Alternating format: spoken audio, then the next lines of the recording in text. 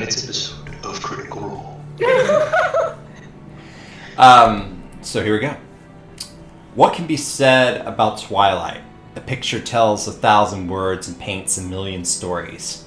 Nestled on the coast of the Korkan Sea, bisected by the evanescent river, this former metropolis of the collapsed Endosian Empire is the last vestige of civilization. After you pass it, you fall off civilized lands into the gaping maw of the Ordan expanse. And no one wants to be eaten by the wilderness. It's a beautiful city of haunting majesty built upon terraces of grand steel beams, with each district its place and purpose. Called the Mountain City for its architectural marvel, Twilight can be seen as a beacon of light for miles, making it an attractive port and a safe haven for would-be refugees. But inside the majestic layers of Twilight's magnificence is a horrible, ugly tumor that threatens to throw the city into unrest. It has been a year since the civil war that ended the Endosian Empire had come to a truce. The 12 cities were made into 12 city-states, and Amalorn, the Endosian capital, was left desolate. Whereas the governor, Pallas Corinus, was the subject of the emperor before, now he finds himself with the power of the state. The future of Twilight will depend on his decisions, for good or for ill. Unrest is building in the streets as protesters demand democratic elections and input in their new shared destiny. So far, these demonstrations have been met with force, as the Twilight Arbiters have been sent to discourage revolution. But beneath the bubbling cauldron of anger is a place that a few people care to remember, and where the people who live there would soon forget if they could. Twilight, the mountain city, hides a terrible secret in its undercroft, the Refuge. The Refuge is the sewer drain of Twilight, people who are residents but not citizens, people who are contained and kept where they are. If you are sent there, you never come back out. If you were born there, you die there. It is a cesspool in more ways than one, neglected by the Arbiters and left to a notorious crime guild known as the Hoarders. The Hoarders rule without mercy and have free reign to tax and terrorize the populace. Cross the Hoarders, and you end up at the bottom of the sludge pond. The giant scales mock justice as its rusted arms stretch over an Elion-forsaken landscape. Not all is lost. There's still kindness, still goodness inside the Refuge and inside Twilight. Our story opens up with such a group of 4 unlikely companions. A fallen Izamar, a scattered Warforged, a hopeful Tiefling, and a mysterious Furbolg. They would say they were just looking out for those who could not help themselves. But little did they know that they were to be a part, if only a small one, of Twilight's coming dawn. So you wake up in Shane's hovel in the bridge, well rested. Elmer fed there for a second. Well rested. You stretch. Each of you taking turns to bathe, get dressed, get prepared for the day, and kind of sit down. The meal has been prepared. Whoever cooks, whether it's Shane or whoever cooks, has been prepared and laid out. You guys have sat down, kind of gotten that eating posture, about ready to dig in, when all of a sudden you hear a crash outside of your living quarters in the area beyond the vines. And there seems to be a little bit of scurrying and scattering. What do you do? Question. How close was the crash? Assuming Screw does not eat. Yeah, Screw, you've just pumped yourself full of your daily sludge. Okay. Need. So he is part of that morning ritual. Yeah. Regardless. Mm-hmm. Okay. Yeah, your breakfast is just a lot of sludge, but it's still breakfast. I figured he's just sitting there drinking like a can of Coke, just. Gulp, gulp. Also, how close did the crash sound? It sounded like it was right outside of where you guys live at. That area that Shane described in his document is just kind of The area between the bulwark and the cave. Yeah. Oh, okay. Well, Well, I'll stand up and What the hell was that? What? Give me a perception check. All of us? Sure. Wow. 0. Oh, look at that. Wait, why do I have advantage? You don't. You You're rolling probably- too. Oh. Yeah. Yeah, Loyal. The 20 was brave for some reason. Loyal, you, Quiet. yeah. Loyal, you kind of put your ear to the ground, doing your little bit of ranger thing, and kind of look up and go, it sounds to you like the scurrying of large rodents. Oh god, no, they've come. I think there's like a lot of big rats scurrying around. Did they like chew something and it fell down? I don't know, guys. This sounds kind of nasty. You get Well, I'm sure rats are an everyday occurrence at this point. well, Yeah, but it sounds like a lot of rats. yeah, it does sound like a lot of rats. And you guys know that occasionally, like, creatures will come out of the endless caves and try to make their way into the more populated areas of the refuse. And one of the few things that the Volunteer Watch does is take care of rodents. But there seems to be quite a bit coming through this It's time. like the only job that they actually do. Basically, yeah. question. Would this be the first time that we encountered the creatures from the endless caves? No. There have been. Okay. They normally come out in smaller groups. It sounds almost like the skittering is nearby, but like you feel like there's almost like a low rumble on the ground as creatures are coming out.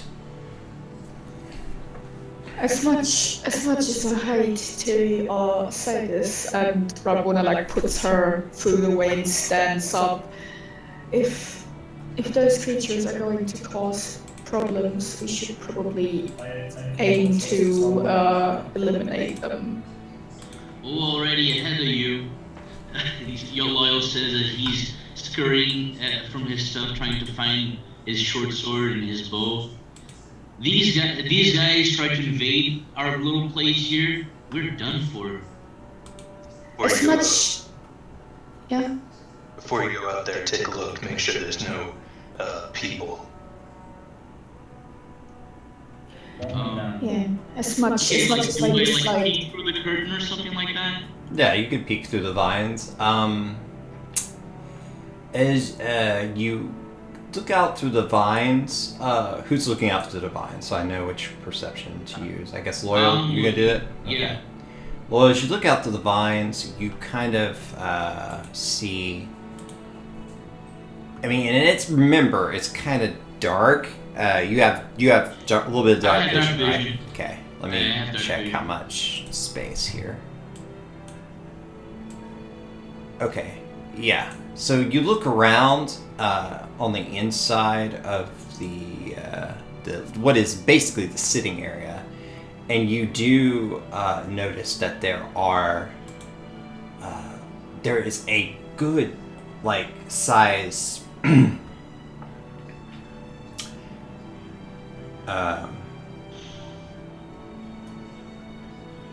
I didn't make. Okay, I didn't put notes about this. Okay, so I remember. There are little rats everywhere. There's like a little swarm of rats moving around, and there's also what appears to be a giant rat who is sniffing at where the crock pot usually sits at.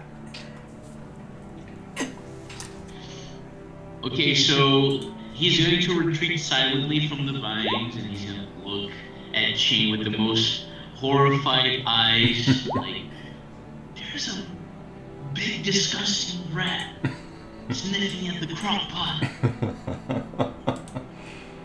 And there's like a whole swarm of them. No people, though. But holy shit. Yeah, Holy good shit. to know. Don't freak out, kid. We'll get through this. Probably younger than. I was about to say the voice you're using sounds like someone who's like middle-aged or rather old, but you're Deep voice. yeah, but but Shane isn't all that old, is he? 20. Yeah, see, 20s. 20 Anyhow. something. 20. Anyhow. Yeah. Well, so we're like the same age, almost. He still calls you kid. I think Shane calls anybody kid. Yeah, basically. So yeah, so you got rats in your outer perimeter. So what are you gonna do? So what's the strategy? Just charge him and cut him, or? How many rats did it seem to be? There was in this form? there was one large giant rat who was like sniffing at your crockpot area, but then there was like a swarm of other rats kind of moving around where your fire normally is on the outside.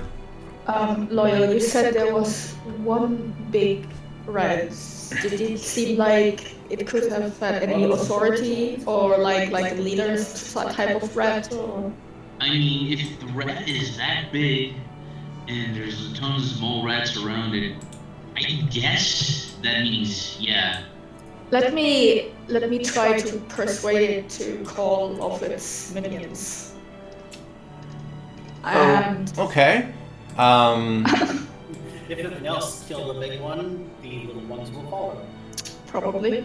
Yeah, go So ahead. yeah, I'm gonna like crouch down close to the ground and very slowly, very quietly like slip past the curtain and try to get the big rat's attention. Okay. Just Go pointing ahead. out that I think this is a bad idea. Well, I'm you're gonna gonna shoot him have, that one. you're gonna have to live with me trying for a peaceful solution first. Do you have any spells, or are you just trying to just basically animal handle it? Well, I have speech of beast and leaf, which basically lets me talk with small animals. Okay. Like. Stand them and talk back. I have the ability to communicate in a limited manner with beasts and plants. Okay. They can understand the meaning of my words, but I have no special ability to understand them in return, and I have advantage on all charisma checks to influence them. Okay. Good. Go ahead and tell what you tell the rat. Basically, I'm trying to convey that the rat has intruded in another creature's like home or burrow, so to speak, and I'm going to, with authority, warn it off. Say, leave. Okay. Go ahead and give me a intimidation check. Sure. I have advantage. Sure. Yes. Yes. 15. 15. Woohoo! Mid-roll here. Okay. You see the rat kind of look around, in its rat-like way, sniffs the crockpot again and kind of looks in your direction. And for a moment, it kind of stares at you, and then you hear this high pitch, and all of a sudden, it and several of the other rats around notice that you're standing or crouching. Yeah, crouching by the table. So, everyone, I'm gonna move you over here.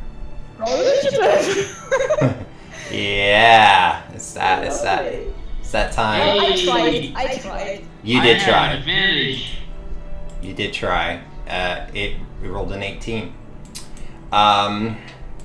Do we have tokens, or are we? Yeah, I'm about to switch you over. Hold on a second. Okay, just double check.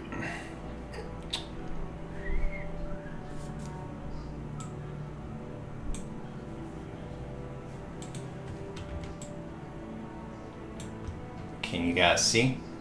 Yep. Alright. Yep. That's a very nice shack we have. Yeah, there's your red Large table. slab of meat. There's your red table there. Wow! Oh, well, that's terrible. Allow Let's the see. guy with no dexterity to challenge your team. Oh my god. Let's see here. You guys. Okay, screw loose. You're doing good. No dexterity. +2. Okay, I have advantage, so let me roll again. Okay, so 21 it is. Alright. I was going to say, I don't think you could beat a 21, really. Well, I could roll a Hey, 20. you could have did 22, 24. Yeah. Okay. 15% chance.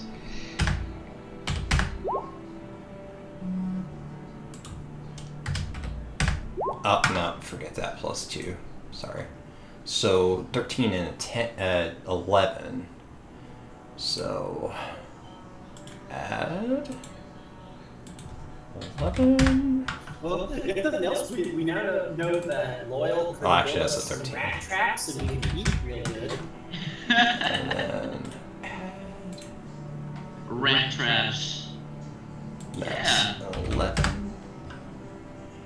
So Okay. what is that big red thing again? That's that table that Shane warned you not to touch. Because it was red and Oh, smelled the like alchemy table. copper.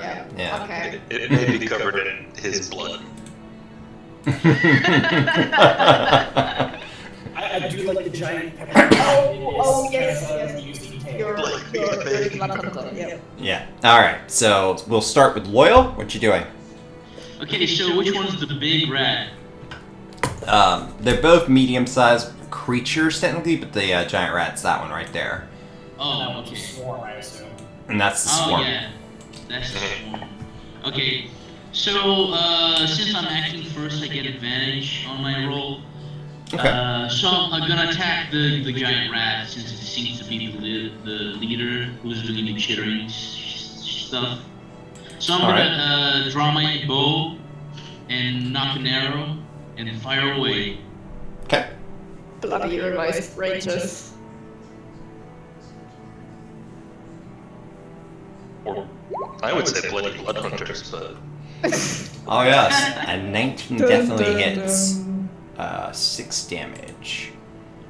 Alright, your arrow hits straight on, and you notice that the rat looks bad off. He's kind of just barely limping along now. Get away from our home! Alright. Would you like to move?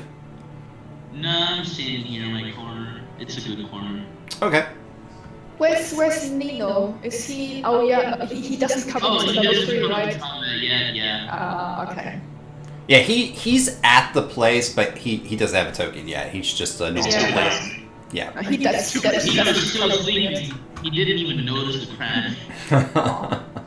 Alright, that's your turn. Screw, you're up.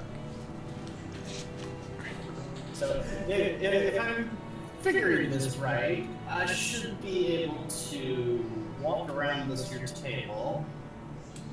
Come on, do the walking thing.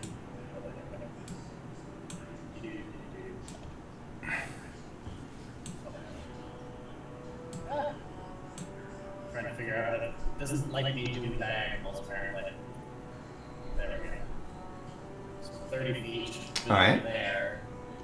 And if I'm not mistaken, I can see the swarm on the other side of our little... Yeah, that's just like a low-level Yeah. fire pit. Oh, we don't have like a bonfire going? No, it's out. It's smoldered. Oh, okay, never mind. That changes what I was thinking. I guess I will...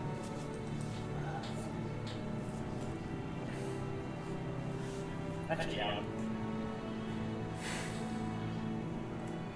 I'm far enough away from you all.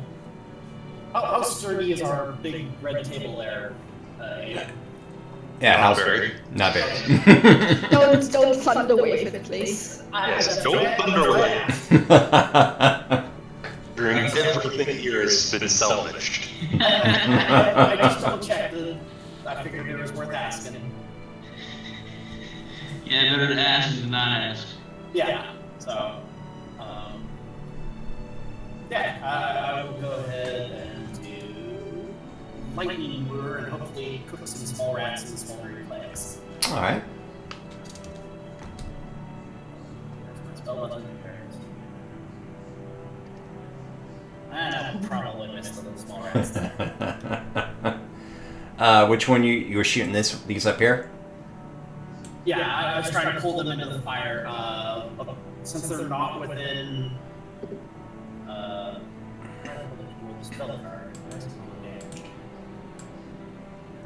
All right. The fire's out, but yeah, I you're. have your small rats still walking through hot coals. They I mean, yeah, but the lightning lure does miss. Yeah. It does miss. So yeah, you shoot a bolt of lightning. The swarm's just too much. They kind of scatter out and continue their path towards you.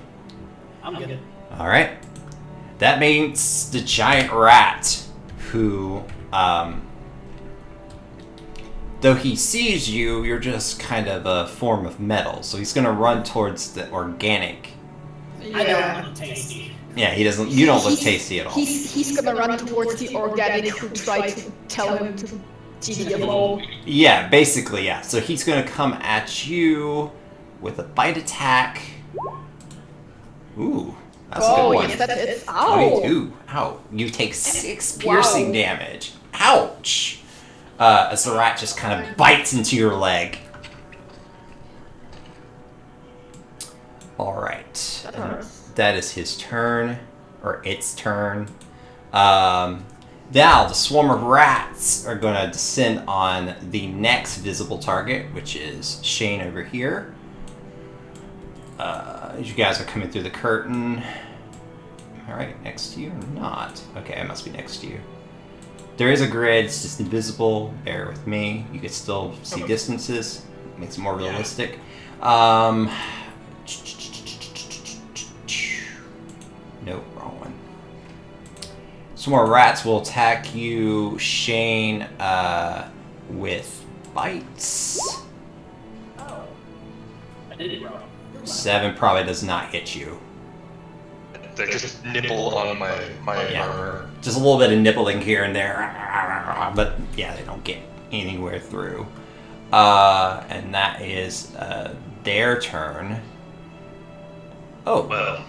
Well, wait. It was not. Okay, yeah. Okay, and it's going to occupy your space too. So I will kind of put it in the back so you can move. Well, I'm just gonna do a spinning sweep with my longsword then. Oh, good shot. Alright, 25 that's does good. hit. So let me put you in the back again.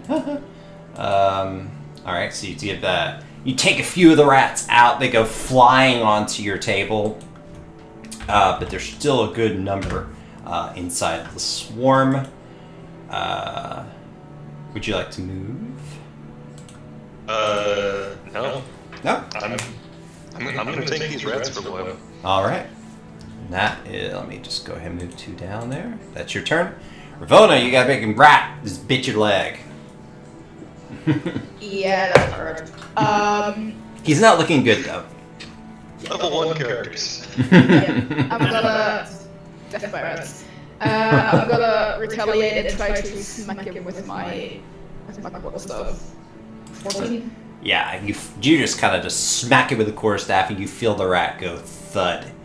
He is dead. Okay. He's a dead rat. Good form. Alright. It did not take an arrow in the face. So. Yeah, he did take an arrow to the face. Okay. Oh, okay. Yeah, in that case, the swarm is occupying Shane's space, right? Correct. The swarm is over top Shane. Okay. Crawl I'm gonna go a little bit closer, but actually, like, next to Loyal and wait, because I'm like, yeah, I don't want to get hit.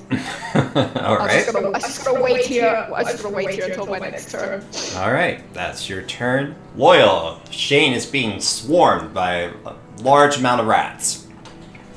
So, Loyal thinks that shooting an arrow on a swarm with Shane being there at the same time is not a good idea. Probably so not. he switches out to his short sword and he tries to hack at the rats that are swarming at his feet.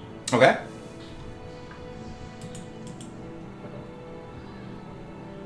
Let me get the roll. For some reason, roll 20 is lagging for me today.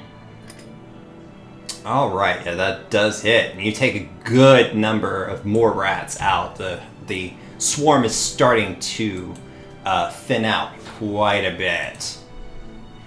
Awesome. That was max damage too. Very nice, very nice. All right, Screw. There's a increasingly smaller swarm of rats on top of Shane. I will stomp on over and punch it, I guess. Okay.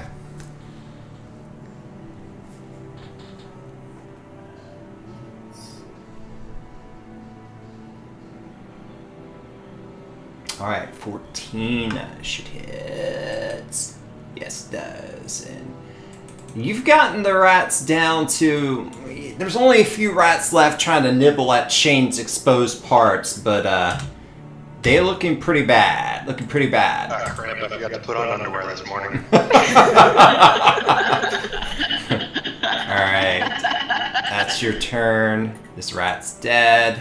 Alright. The swarm now, greatly weakened, is going to try to bite you again, Shane, with a weakened attack here. 4 does not hit.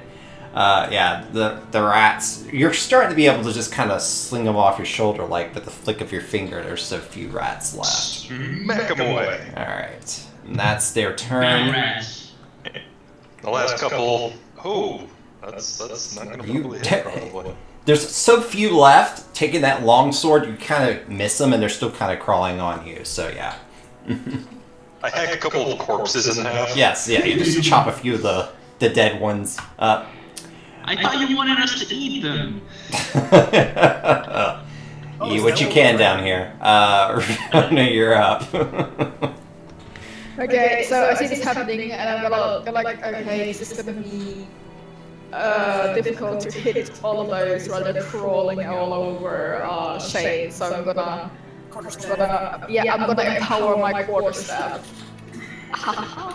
Okay. And go over and whack. Yeah. Oh, yeah. That should hit. Yeah, so you take one final swipe, and the arc is just right to get however many rats are left. And they kind of just, I'm going to put them over here, they kind of just all die. How do you even pronounce that cantrip? Shillelagh? Shillelagh. Yeah. Shillelagh, okay. That's how Ed pronounced it. Alright. I think it's Irish. Something like that. So as you guys finish, you could look out and you see that you've attracted the attention of a few more of these lovely furry denizens. Yes. Hole in the wall somewhere, or did they just break down the door? There's a kind of rusted door in this area right here. You have trouble shutting it sometimes, which is kind of why you decided to move further into the structure of the bridge and tunnel in, because it's just not reliable defense. So it looks like somebody forgot to shut it really well. You'll have to deal with them later. Shane, at least it looks like we won't have a problem finding food for a couple of weeks. Alright, so... Yeah, gotta test this stuff for disease, though. Yeah, never go down here. So you've got... Ravonna can purify the food, don't worry. let me move these here. Yeah, I'll switch this one over here. So as you guys look out, there are a few larger rats running around out here. And The they green start... dotted red, is that a friendly red? And, No, the green flat rat is not the friendly rat. Just so you know, the green rat is not friendly. Is it like the boss rat? It is the reason that it's marked green, but We found the commander. Okay. We found the commander. Eliminate him. I'm just gonna give these their previous 13, and this one, I think it has the same. Let me check real quick. Will, yeah. before we progress to the combat, how do you track ammo? In the early stages, track your ammo. Because it matters, but like later, I'm gonna check it less and less. Because it really doesn't matter at later points. But for the first part, keep it. Make you arrowheads. Because I do have specific ammos that you might pick up in encounters. These bullets on your bow. Yeah, so keep track of I'm that. gonna use the blue to track then. This one will have an initiative of 9.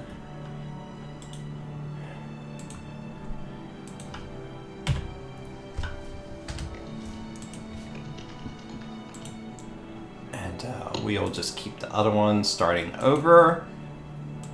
If I'm not mistaken, this character sheet can also track your ammo. So as soon as you roll it once, it will automatically deduct 1 from that total. Oh, really? Okay. Yeah.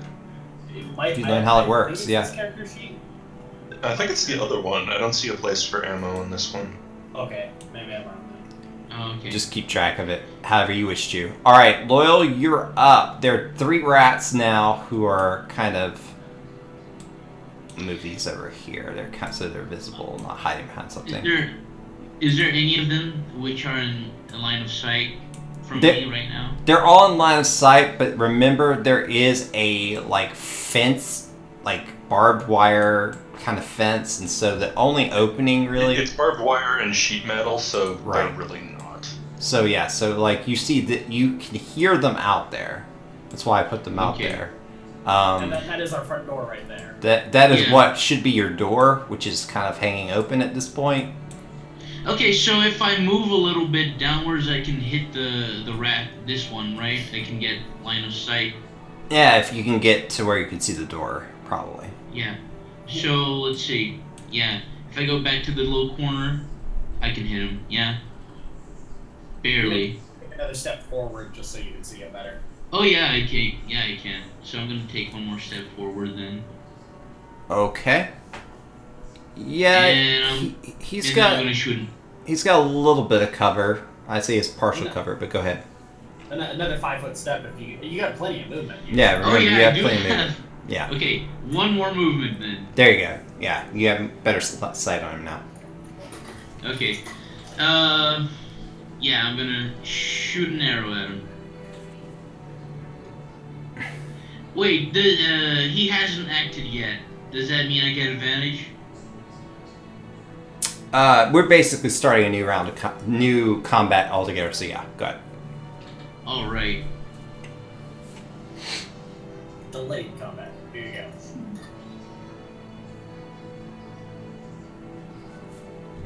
Oh, and I needed that. 25, yeah. Alright, yeah, you hit him. Wow. Wow, you took him down. Like, your arrow pierces, like, the gut innards of the rat, and it kind of just squeaks and slumps.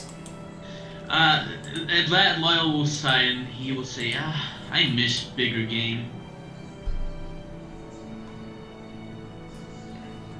18 arrows. Alright. Careful what you wish for. Screw, you're up. You can't see him, but Loyal says they're out there. Yep, that's fine. Rats are good eating from what I hear. And I'll just stomp out in the front yard. I'd recommend hanging back, let them come to us. Okay, fine. Well, I'll go stand by the door and await that back. Yeah, now looking around the corner of the sheet metal wall, you do see this one here. It's kind of headed that direction, and also this one down here that's headed that direction. Okay, so I'll stand there and I'll delay my action to attack a rat if it comes to the door. If it comes to the door? Alright. Yeah. do. Alright, so then rat down here. These don't exist anymore. I'm gonna get him out. This rat down here, he will start scurrying. I think, oh yeah, he has 30 feet of movement. So he'll start scurrying this way, and he will double his movement, and you will be able to take a shot at him as he runs to the door, Screw. Hammer time. Not hammer time. Not hammer time. Why am I not able to see that? Is like That one of his misses, permanently unfortunately. a hammer? Yeah, it's infused into his arm. Hit your arm hammer misses as the rat kind of scurries through the door. Alright. That is its turn. The other rat over here will also use its movement and scurry through the door. Dash move action. That will be its turn. Shane, you're up.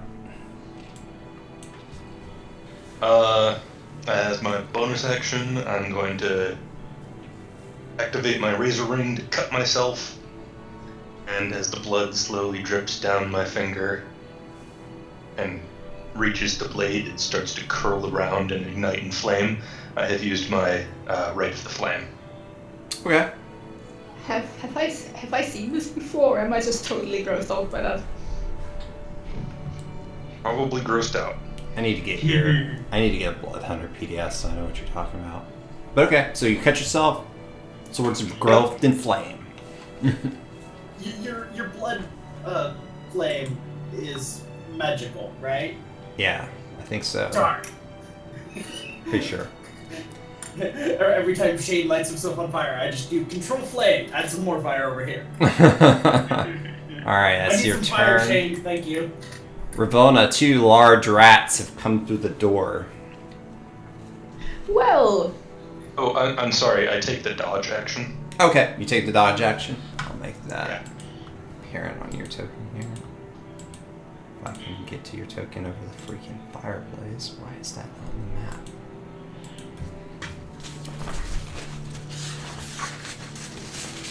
well, I'm gonna come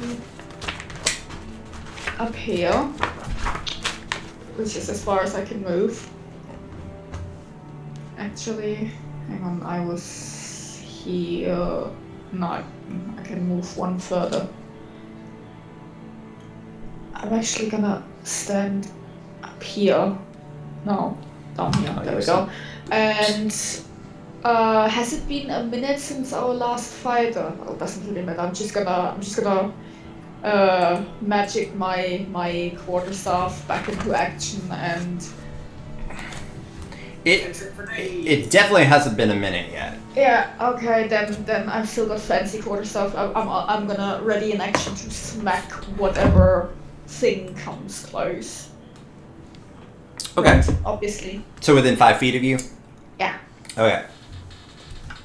Your action's held. Loyal, you're up. Alright. So, does Shane and Ravana give partial cover to the rats? Yes, unfortunately. Okay. You can shoot at them, but it's kind of, you might So I'm disadvantage. Skirting around the room like a sniper. I'm gonna move behind the little table here Okay. and take a pot shot at the one engaged with Screw. Okay.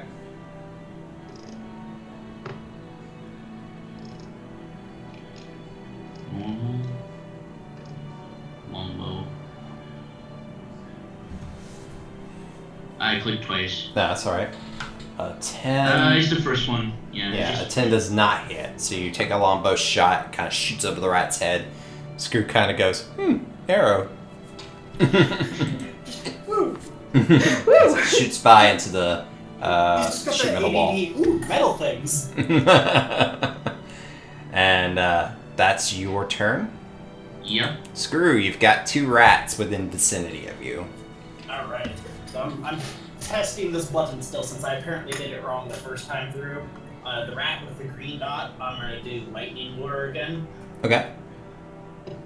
So there we go. Now it's saying. Oh wow. word. Yeah, that Wow. does definitely hit. Yeah. So Oh, it shit. makes a DC 12 strength check.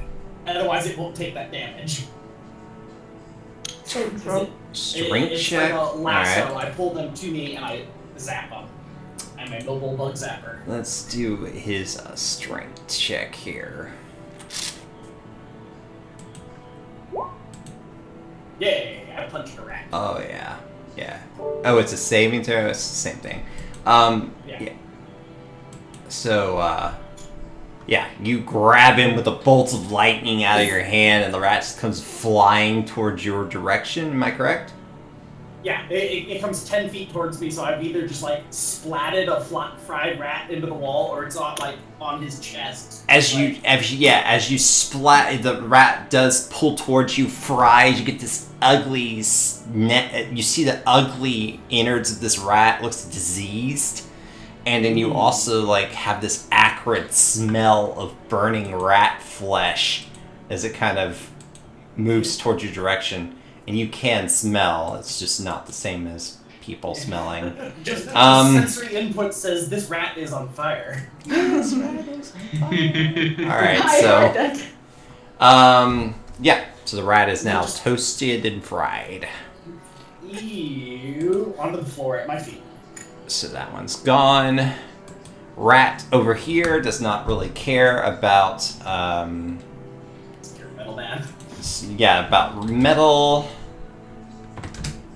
Okay. Guess what I'm immune to? Rats. He's going to run at Ravona because Smack. he smells blood, and you have a shot at him. 13 does hit. Would I get an attack? Yeah, and you manage to kill it. As it leaps at you, smelling the blood, you bring your shillelagh across the top of its skull, and it just kind of cracks in midair and just falls limp. Just that nice baseball swing. Yeah. Crotch!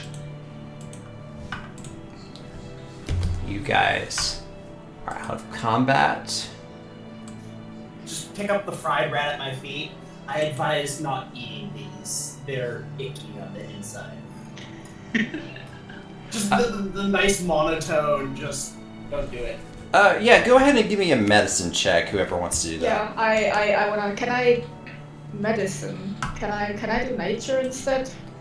I can Because do medicine. because of the nature of this, no, go ahead and do medicine. Yeah, no. Okay. 6. Do you want me to make a medicine check to make that? Yeah, anybody who wants to You can said do a it was all medicine over check. me, so it was like, I do medicine as well. Nope. Nope. Well, nope. We Alright. totally eat those. Yeah, so These both of you are kind of look delicious, at it. You both kind of look at it. You can tell that the rat is not something you want to like eat.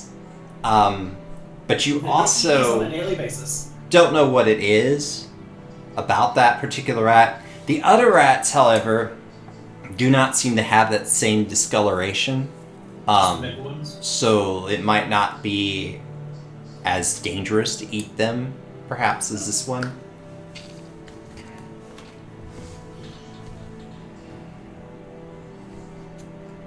What's so weird about it?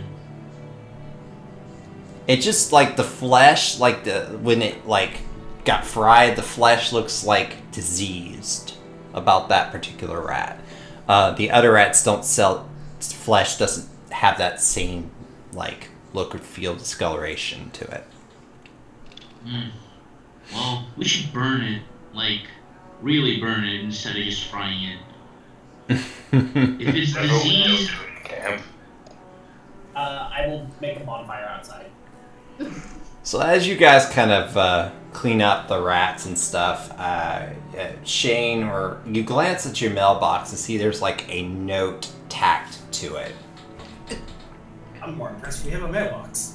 I didn't realize that was an actual mailbox. What passes as a mailbox, this tin, whatever, is you got a message tacked Drew built a in it. mailbox out of boredom. and people actually put mail. So you Which go. I'll address? note out and read it. Okay. As you look at the note, I'll go ahead and reveal that to you.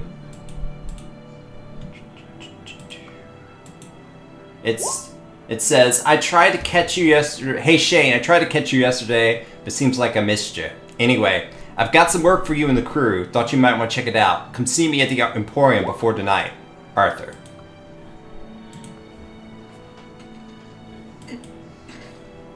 Hey. Wait, that's a deer. Oh, it's under the bridge.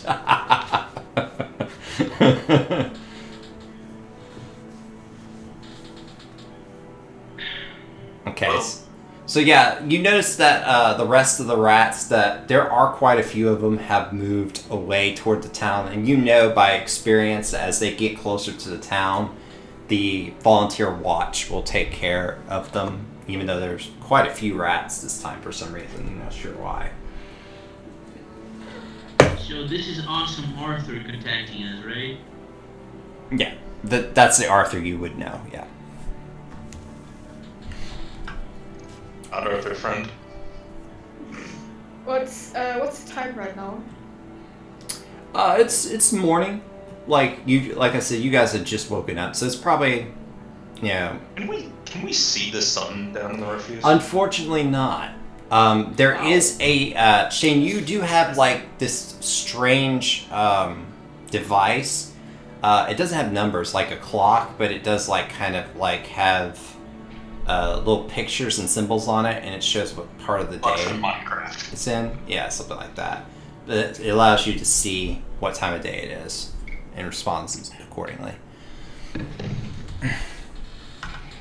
There's a. So what's the source of illumination in refuse? There's not a lot. There's not a lot.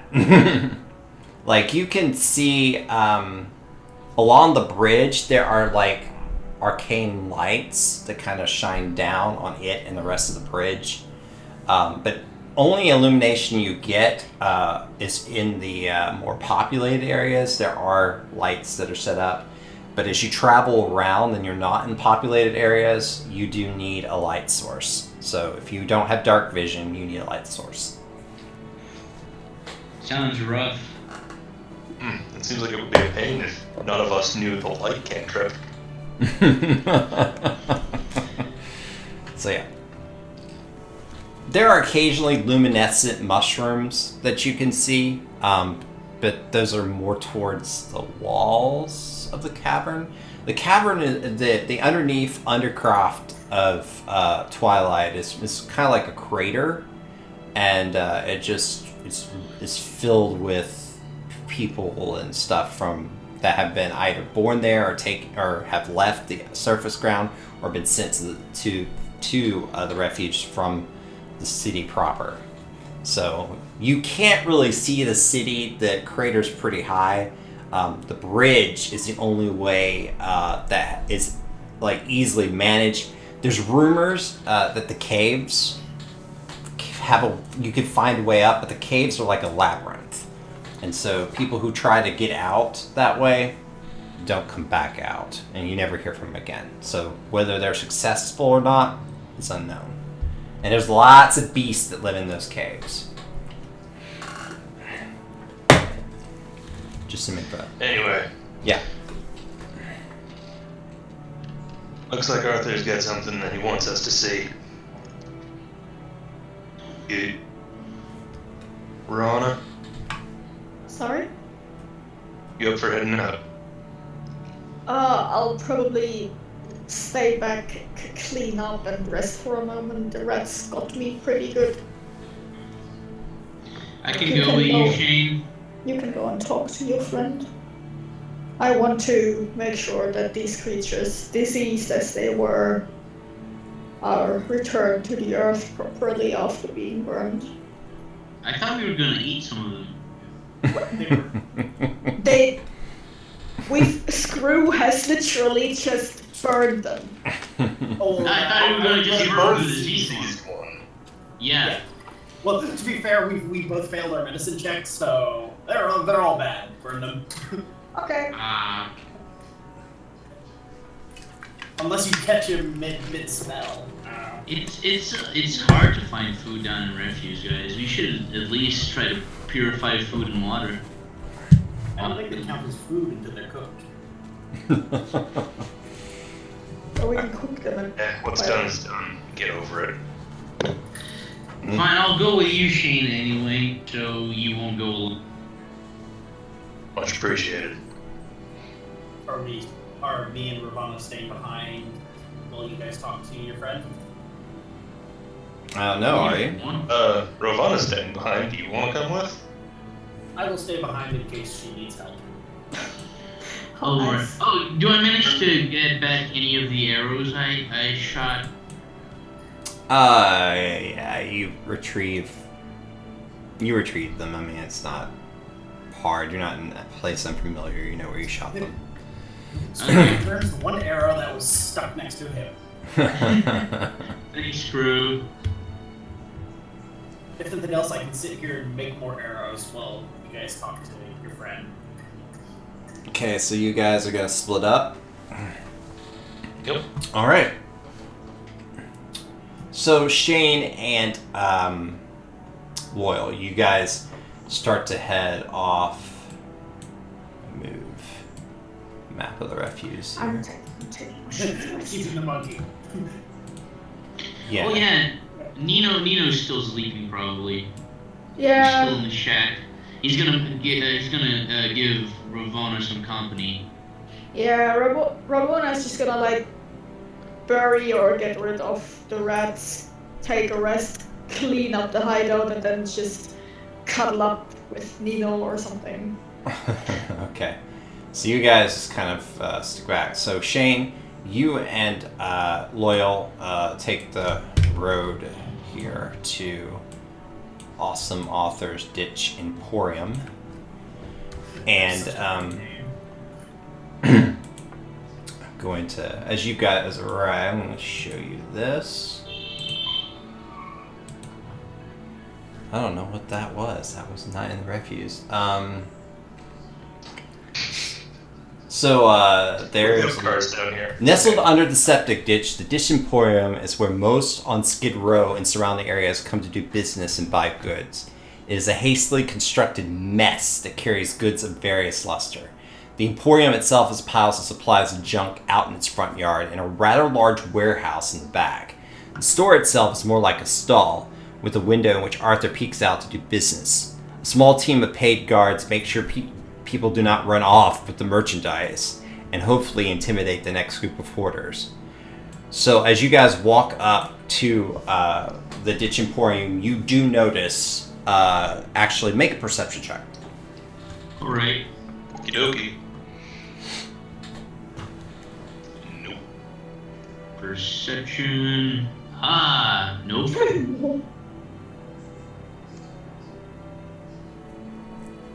Okay, so maybe you don't notice.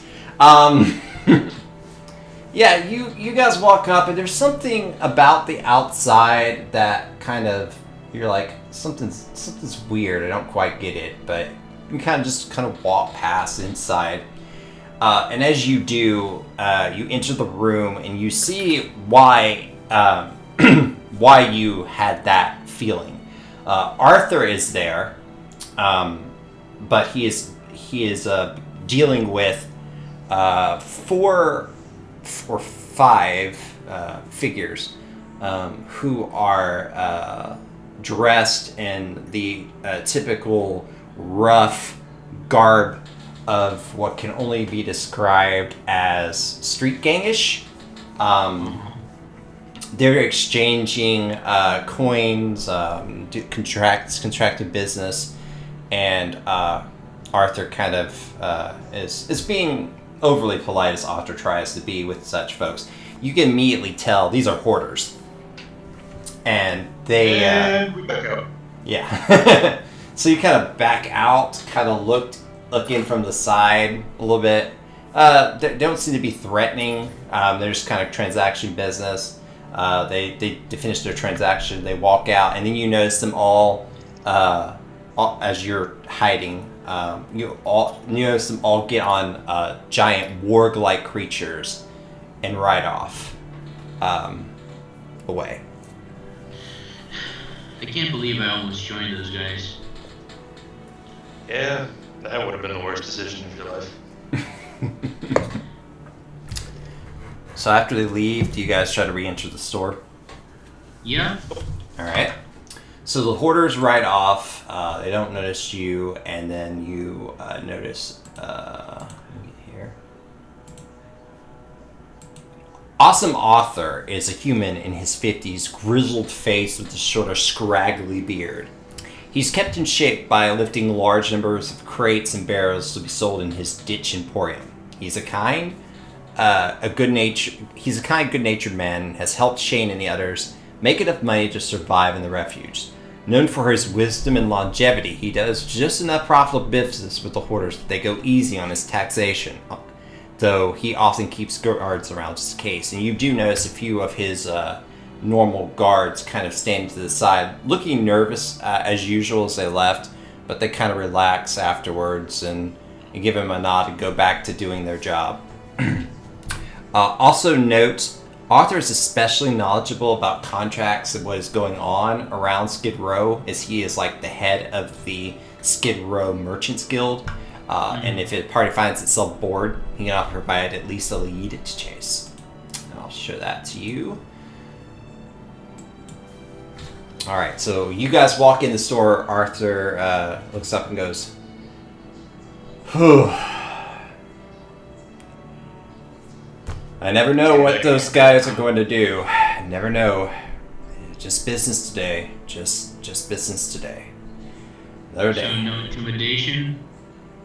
No, they just wanted some spare parts. It's a good thing I had just got a shipment in from Murdoch.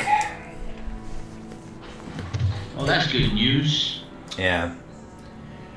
It's Hey, hard to hear around here. just two of you today. I figured you'd bring the whole crew. Ravana got injured. Ravana got injured? How? What'd she do? Like, conjure the wrong plants? Rat. Rats. Can I just say something? Yeah. You keep saying Ravana, it's Ravona. Ravona. Oh, it's Ravona. Ravona. Okay, I'm sorry. Thank you. So, yeah, Ravona was bitten by a giant rat. For some reason, there was like a lot of them around town. Yeah. Probably something happened in the caves. Yeah, I saw a few of the watch running out that direction. Interesting. I've noticed that those little incursions are happening more and more frequently lately. Good thing we have a giant ditch around the town, that's for sure. Anyway, so you guys have come out, I suppose, because you heard I've got some work for you. Yeah, you invented a mailbox in the wall. Well, you know that they have ways of communicating up top, so I figured that we at least should have some vestige of civilization down here. Anything that reminds us that we're still people. So yeah, I've got two things actually here that you might be interested in. And then he hands you one. He hands you a notice that you notice. It's something that the Skid Row Merchants Guild puts out. He hands you it. He says, "Yeah, there's been a rash of thieveries. There's been a rash of burglaries lately. Some of the shops have been robbed of their goods and tax money. You know, Fergus is set to arrive any day to collect the taxes, and I'd hate to see what happens if he doesn't get what he wants." Ooh, stealing Yeah, other that'd be people's rough. tax money. That's a new loaf, even for refuse. Yeah, well, I don't think they're hoarders. Hoarders just come and take it. They don't steal it. But anyway, some witness said they were like short little lizard-like creatures walking around after dark. I've never seen them myself, but man swears by it. Though he's a little on the sleepy side, and he may have been a little drunk if you ask me. So I don't know if that lead's going to do any good. But yeah, we decided to scrounge up about 100 gold pieces if we can get that merchandise back and the tax money before the hoarders arrive. And like I said, you know how they are. They can come any day. There's no set day of the month. They just show up. We'll keep our eye out. Yeah. Said there was another thing? Yeah. This one I'm kind of concerned about. And he hands you over what appears to be an official document from the Twilight government. Oh. Apparently somebody broke out of the dregs. The Arbiter's walking around. In fact, there's a drow by the name of its retriever Gilead staying at the Filthy Can. The Arbiter's walking around and make people nervous. But they're offering a bigger reward, especially if they can get him alive. Look at that, 500 gold pieces. That sounds like a steep price. But between you and me, the town would really be indebted if you took care of the other one first. I mean, I know it's a lot of money, you guys. Damn, it's hard to survive out here. But I'm afraid what the hoarders will do, we don't get our tax money. But it's up to you. Far be it from me to tell you what to do. I think I can find somebody else to go track the other ones. But yeah, it's hard to pass up 500 gold. Pass that up, but I wouldn't even know where to start with that guy. Yeah, especially going after a dangerous criminal doesn't seem like a survivable thing. I don't know. I'd rather check out the blizzards. To be honest, I really don't know. The Arbiter says he's dangerous, but he did just break out of the disposal, working the dregs. So the Arbiters want to make it seem like everybody's dangerous. And maybe we all are. He kind of smiles. So yeah, so those are the things. Oh! And then he lights up. You guys remember, tonight is Vanzar's 25th year celebration. I mean, we've had the Filthy Camp for 25 years. You do remember what you guys are supposed to do for the party, right? Nope. Ah. Got me at a loss. And he kind of says, I thought I sent you something last week. I guess you're going to have to do it last minute. He kind of like takes out some pen and he scribbles. This is stuff. Remember we talked about this, and he like shows a list to you. Here. He says, each year said you were gonna do something for it. This is a big deal. And he shows you what the kind of things each of your contribution is. And you do remember a vague conversation about it, but you never got the missive that he talks about sending, so you're kind of surprised. It's tonight. It's tonight, guys. You never got there, so have you heard from him since? What? Say that again? Tell us this. Tell us this. Have you heard from him since? I'm sorry, I'm for some reason I'm not hearing what you're saying. Who? Didn't you say that there was a messenger?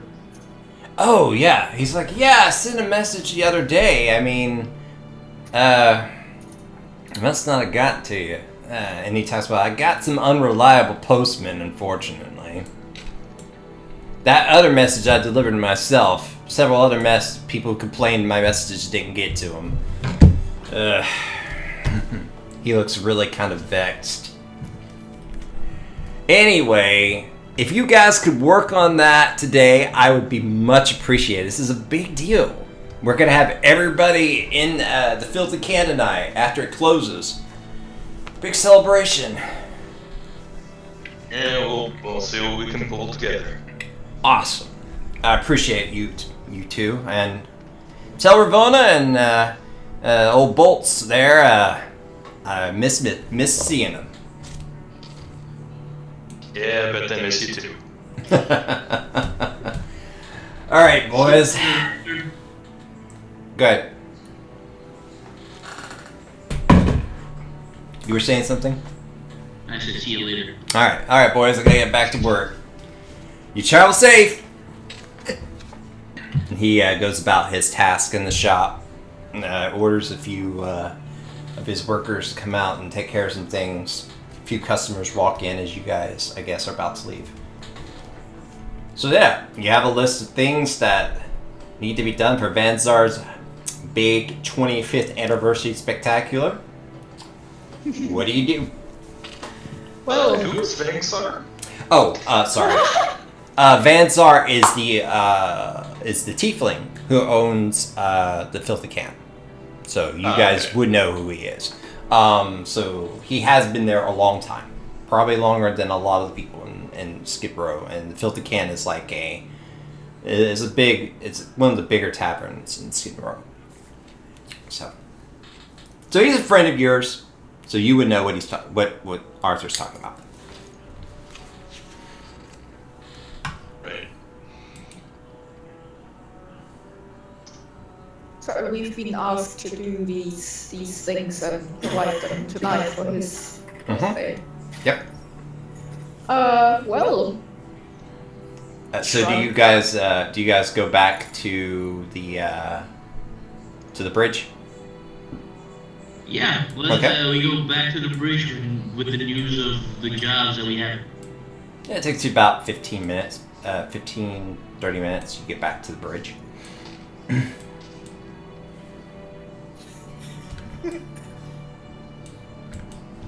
Did Ravonna it's Ravonna, right? Thank you.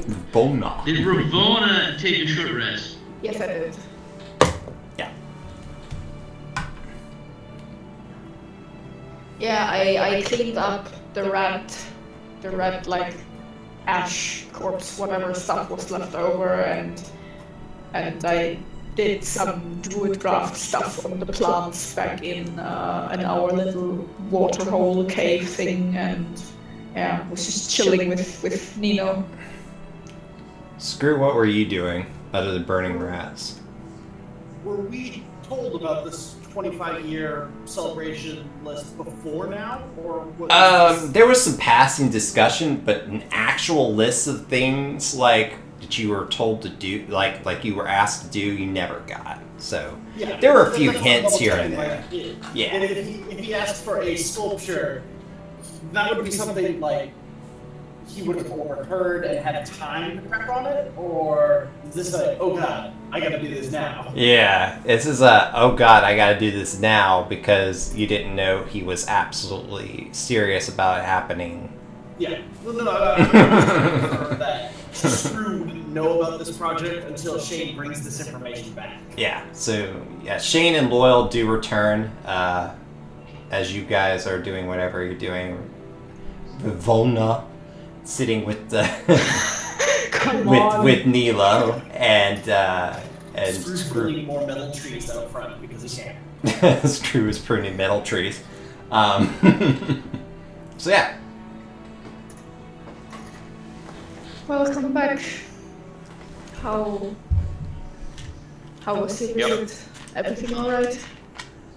I just got a couple jobs for us and totally neglected to tell us about Vanzar. There's gonna be a party, and we had to do stuff, but we don't have the stuff done. What kind of stuff are they requesting? They want you to make a sculpture of Vangstar out of scrap metal, like a life-sized one. They want me to hunt down refuse deer and make a stew. Ravonna to find hardy fungi near the endless cave and prepare them whatever the hell a Moonspark inspiration is. Robo that raises an eyebrow at that. And they want Shane to assist Murdoch in searching the scrapyard for some exotic item or whatever. And You've got to remember, kid. I also have it written right here. Shane puts down the paper. Boom.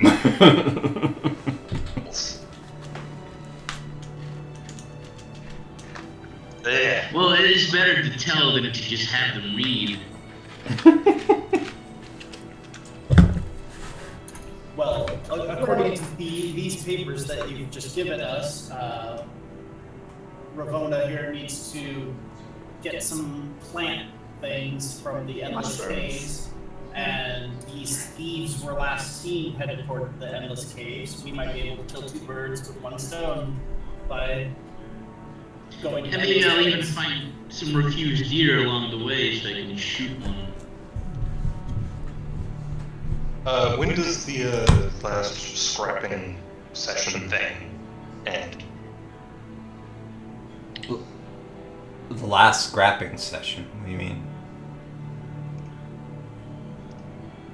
The last scrap shift. Oh, the last scrap shift ends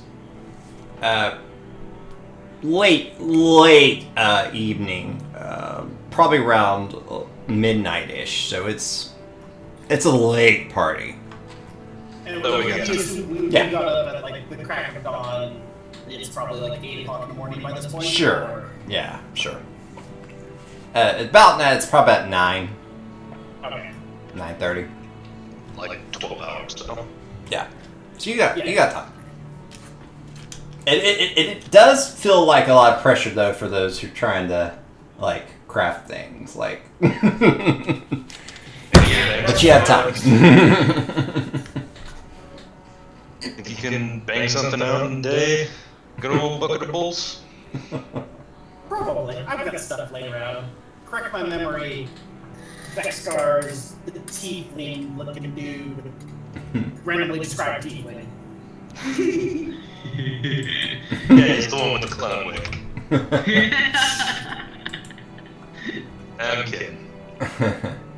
That would be great, because if you didn't tell him you were bluffing, Screw would go, Give him a wig. He'd love it. Rawona's just standing off to the side with the formula for the Moonsparker inspiration in her hand, reading through it. By this time, both her eyebrows are raised. She just looks at it and goes, I didn't know that fungi can be prepared in such a weird fashion, but if this is how Mangsar wants it to be, then I shall aim to prepare them as such. Seeing as I have to go near the Endless Caves, I would like for at least 1 or 2 people to come with me, though. Well, we also have this other request to look for Oh, the thieves. So, Endless Caves seems to have the biggest collection of multitasking for us, so I advise we all 4 head in that direction and see what we can do. I'm fine with that. All for it, say yay. Yay. All right. So you guys Ravona gonna says quiet. are gonna head toward the endless She caves. stays quiet. I was gonna say, we're right next to them. Yeah, you are probably within less than a mile of where the entrance of the endless caves are. Well, let's go for a hike then. All right, so you guys pack up your things, and you head out towards the endless caves.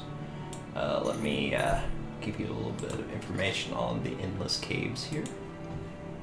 The endless caves are a section of the cavern wall that leads to a dizzying number of tunnels that lead to what can only be described as a labyrinth of certain death. All sorts of creatures call these dens their home, and while it is rumored that the city proper can be reached through the caves, no one who has gone in with that purpose has ever come out. There are caverns that are near the refuge that have been mapped and explored, but even they can be dangerous.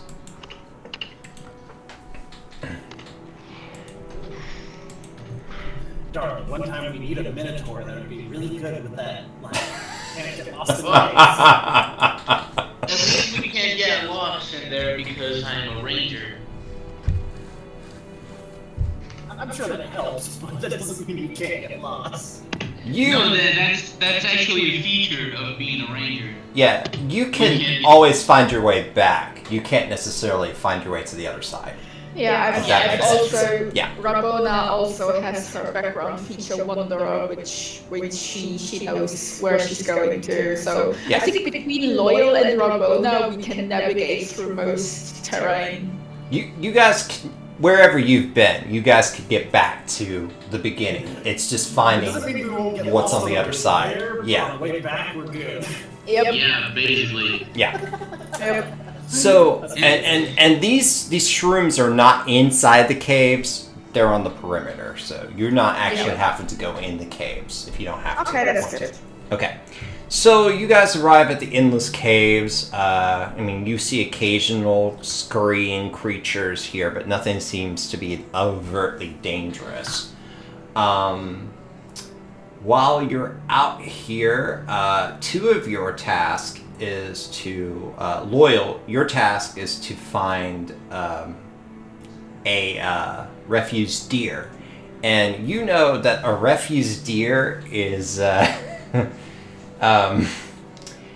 called deer, but they're not. They're more. It's like the mountain. It's like the mountain chicken, which is actually a fraud. Yeah, they're more goatish than deer-ish. And they look really weird and strange because they have, adjusted to the low amount of light. So they kind of look like they're blind, almost. Yeah. Which are goats. Yeah, so they're basically goats, but they're big enough to be deer. So that's why they're called refuse deer. Mhm. Okay, that makes sense. Yeah. How many of the in what area do they normally? They normally graze? travel in packs, and they feed on some of the fungi that grows in the cave. They're not because there's not grass, but they do feed on the fungi. Occasionally, if there's large patches of lichens. They'll feed on that too, but they travel in small herds. So, well, since it's a big animal, we can probably hunt them on the way back. okay, Since we're going to go back home anyway, so his crew can make his sculpture. Ravona, I need you to give me a nature check. Oh. Oh. Very good. That was a good nature check. So, you take less than an hour. Not bad. Less than an hour to find the right type of shrooms that are described on the list. And now you have the task of carefully extracting the fungi. Because if you push too hard, you crush them. If you... Can I get someone's help with that? Sure. I'll ask Loyal, because since he's a ranger, he's also out in nature. Oh yeah, Sure. I have proficiency in nature. So I need a sleight of hand check. Oh. Oh, a sleight of hand. Mhm. I don't have proficiency in that. Yeah, me neither. More likely to crush it than help. Okay. But I have high dex. I have high dex. Well, how about you do the check and I help you? Like I have 4 dex, that is a plus 4 to sleight of hand. Yeah. Yeah, so you do that. So can I basically... Yeah, do the help action. Yeah, do the help action, it's fine. Okay. Okay, so let's do it with advantage. Screw's just walking around. Is this the mushroom you're looking for? It's on the bottom of his foot. Oh my god. Okay. So you guys managed to get the stock. You smush it in places. It's not the best, but you managed to get it to where it's not totally useless. So you grab a few, just enough for the Moonsparker's inspiration. And so you have done that part of your task. Now all it takes is going back to the bridge and distilling it. Well, we're still gonna look for the lizard man. Right. But what I'm saying is that part of your task, you are 2/3 done with your task. Oh, okay, but yeah. Cool, nice. Alright. So, what's the lead said about? They say that they went in this direction, but did anyone see them entering the cave? What happened was that people saw them traveling in this direction, leaving Skid Row. Like they were moving rather quickly, and they come at night, so it is possible that they have some sort of hideout in these caves. I'm gonna try to look for tracks. Try to see if anything matching the description of a reptile foot would be around. Yeah, I wanna do the same. I wanna help. Okay. So is it a survival check? Yeah, survival. Well, since we're doing it together, in Sab roll, it's the 25, right? Okay. The nature of the floor of these of the refuse is that creatures are constantly moving across it. So you'll have like tracks that go all sorts of directions from all sorts of beasts. So sometimes it's really hard, especially near the endless caves, to be able to track something that's not fresh. And so with definite looking around, and you don't see anything that remote that is fresh as far as the description of the creatures. It may be a better idea to come back at a time when these creatures are active. I can't read much right now on the soil track-wise. So it's still morning. Yeah, I mean, it's less than an hour, so it's probably around 10:30.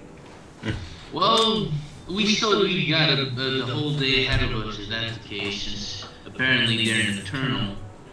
We should go Look for those stupid goat deer. Yeah. We should go look for the stupid goat deer. Alright, Loyal, I need you to do a survival check. Alright.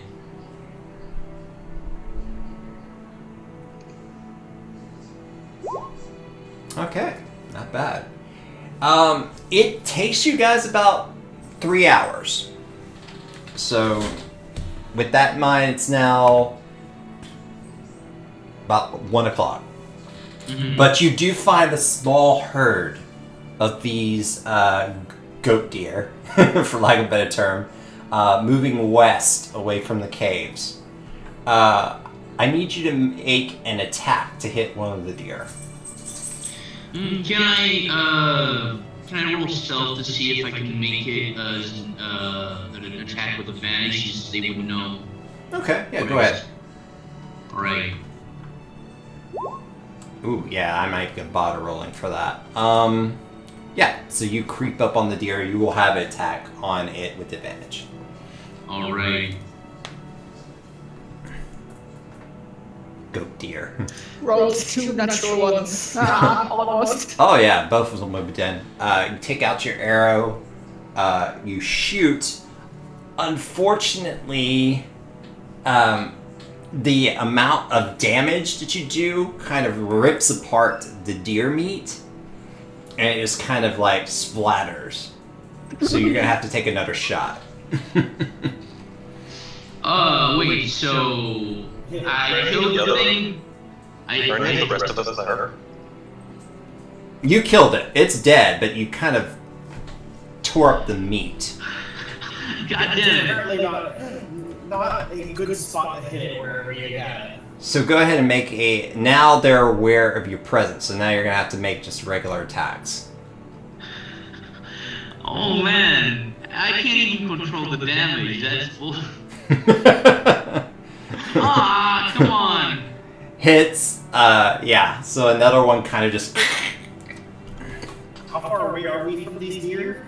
You're not very far. I mean, you far enough to where you can shoot with a longbow. Probably about 300 feet, maybe. Well, 300 feet. 200 to 300 feet. Oh, okay. Well, we're probably further away than you are. Yeah, Yeah. yeah. 300 feet would be with disadvantage, so I'm probably like 150. Yeah. The rest of them are kind of like looking off like, ooh, Loyal is tearing up some goat deer. I was just curious where the rest of us were. I would throw a hammer at one. I'm kind of frustrated because my arrows aren't supposed to be ripping them apart like this. Guys. Okay. Make him a bludgeoning arrow? A boxing glove arrow. Yeah, just like ting.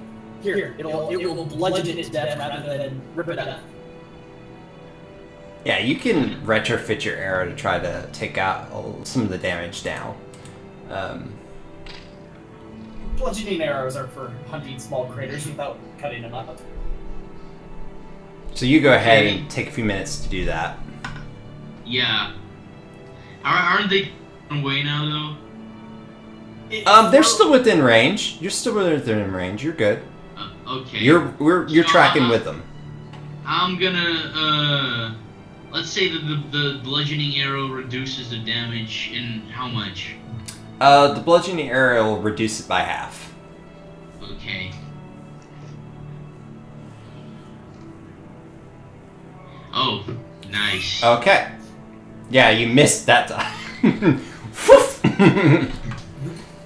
Grumble under my breath and make another arrow. Gods, let's do this. Go on. Okay, fine. That works. So finally, after like the fourth arrow, and the bludgeoning arrow does make the right impact underneath the temple of the goat deer, and it kind of just slumps to the ground. You now have a goat deer to work with. Now you have to carry it back. Yeah. I'm gonna look at Ravona with a very apologetic look, as in I didn't want to kill all those creatures in vain. I am so sorry. The rest of the herd kind of hurries off. Yeah, Rabona gives you this like, this look of a like, I don't know how to describe that, like a mother would look upon her child, or like big sister on the younger sibling who did something really bad, but not as in I hate you, but as in I'm disappointed in you. And just looks at you and just takes the arrows out of the like deer and sighs and ignores you for a bit.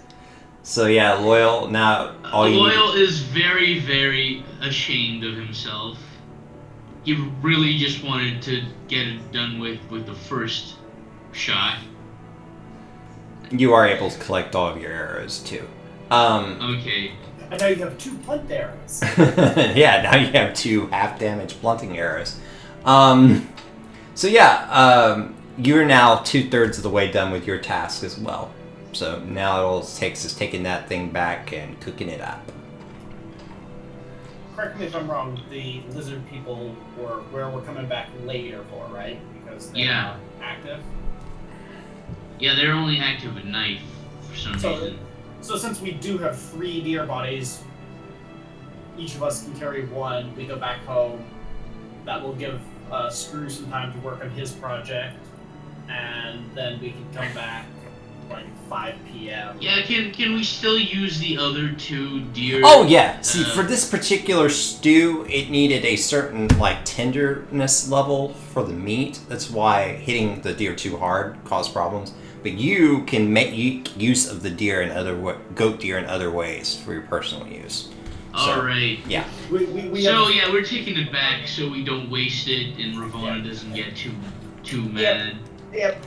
Well, I did roast all the rats, so now we have no deer to eat. Yeah. Much better Rowan's results. gonna carry one of the deer.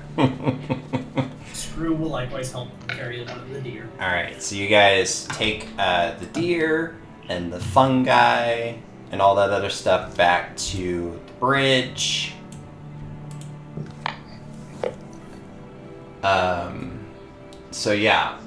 Screw, you will, to complete your task, you'll need to go and try to kind of scribble down an image of Vanzar at the Filthy Can discreetly. Oh, I have to go get a picture of him? Yeah. Oh, okay. I thought Shane told me what he looked Well, I like. gotta go talk to him anyway, so... Yeah, Shane has to go look at it. Has to go kind of coax it out of him what he wants without letting him know that something's up. Oh, okay. That's fine. That's fine by me. It'll give me an excuse to go collect more scrap too while I'm at it. So let's see. Okay.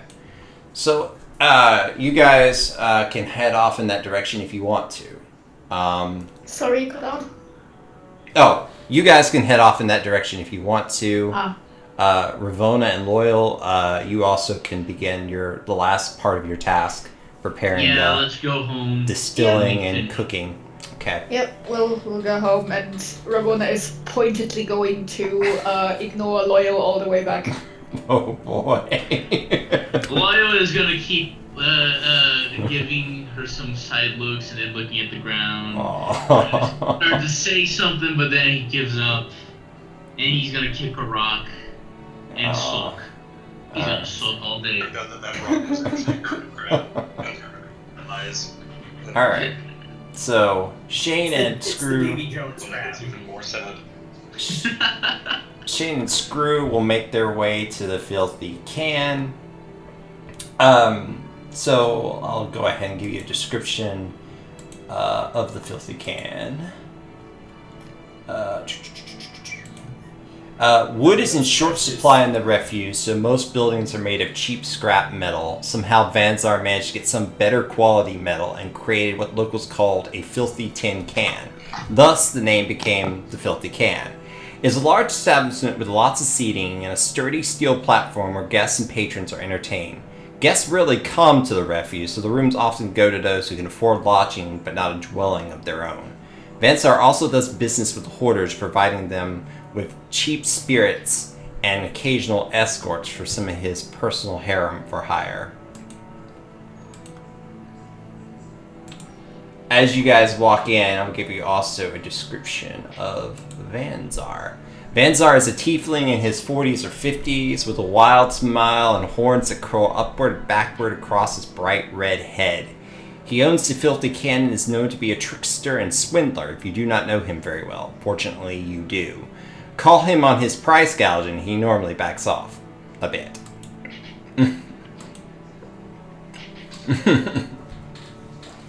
Alright, so as you enter Screw, you've got to, somehow nonchalantly just sit and scribble.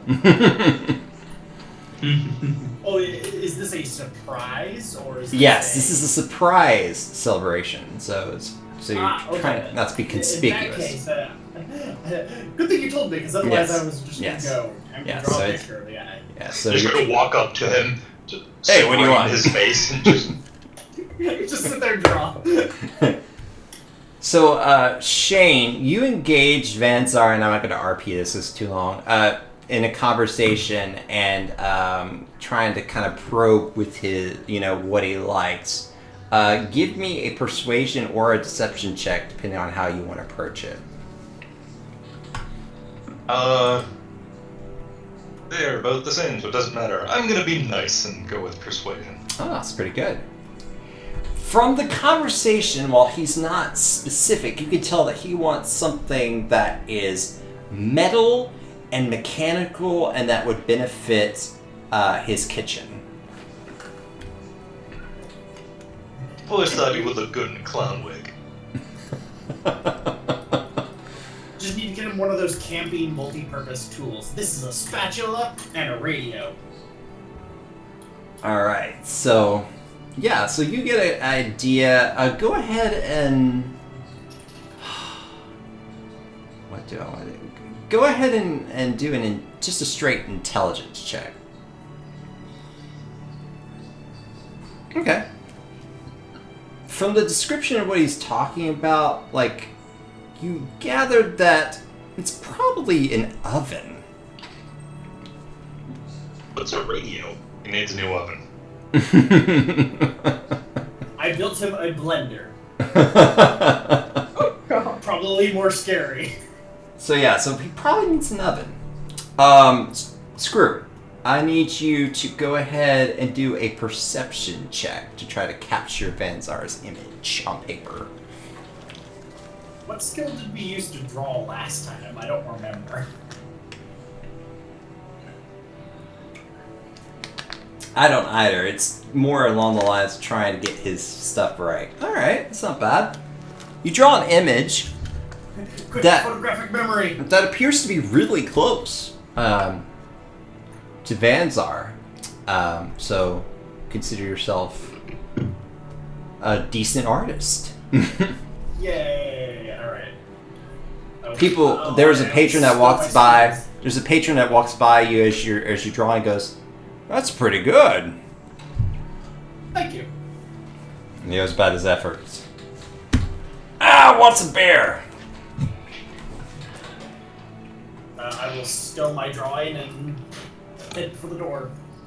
All right. So you guys, Shane, you know he wants an oven of some sort, and Screw, you have a pretty good drawing of what Vanzar looks like. So now we are going to look to find an oven. You'll have to Shane. Sorry, you'll have to go to the scrapyard, which is so it was 1 o'clock. You've traveled about 2 miles, so it's probably about 2. Yeah, so it's another 2 miles. So it'll probably take you about 3 to get to the scrapyard. I will come with because now I need to know better. Now you need scrap. All right. Yeah, I assume I can't build a statue of Vanzar with whatever scrap I have laying around. I mean, you have quite a bit of scrap laying around, so I'll get better stuff while Okay. helping Shane haul back his oven. okay. So you guys go and travel off. It takes about 3 o'clock to get to the scrapyard. Now, Victor's gone. Ravona, Yes. you're standing over the cauldron of alchemical stuff, trying to distill this Moonsparker's inspiration. Go ahead and give me a herbalism nature check. Well, I have proficiency with my herbalism kit. Can I There you do? go. Yeah, there you go. Yeah, man. Nice.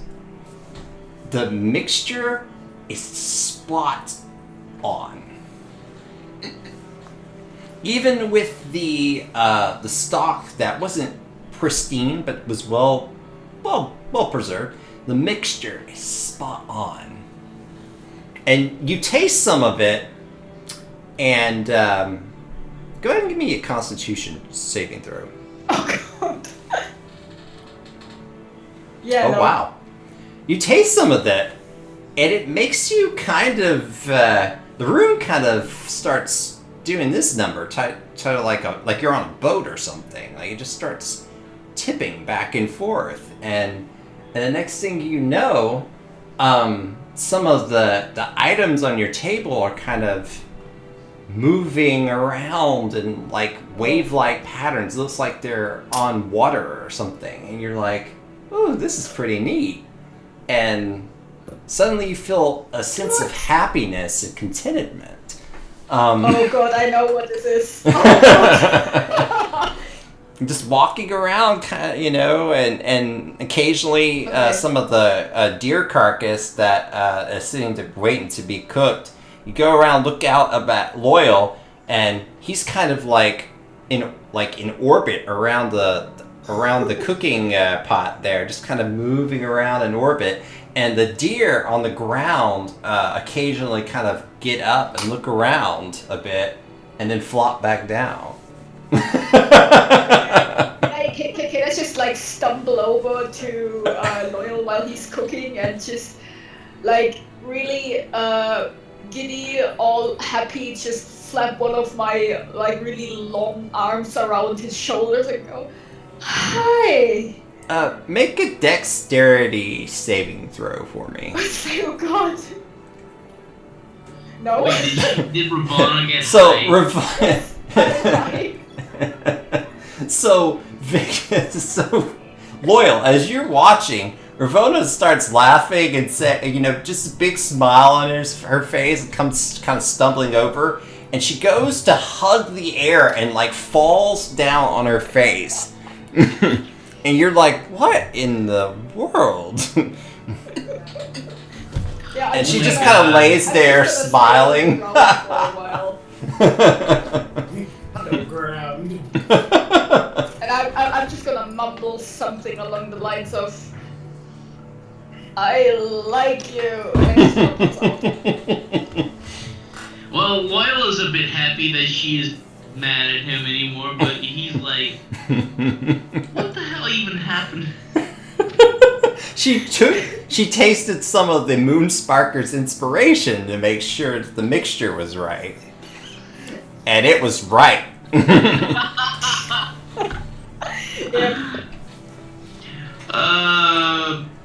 Loyal, as you watch... Loyal is gonna look at his stew, he's gonna look at Ravonna, and then he's gonna look at Nino.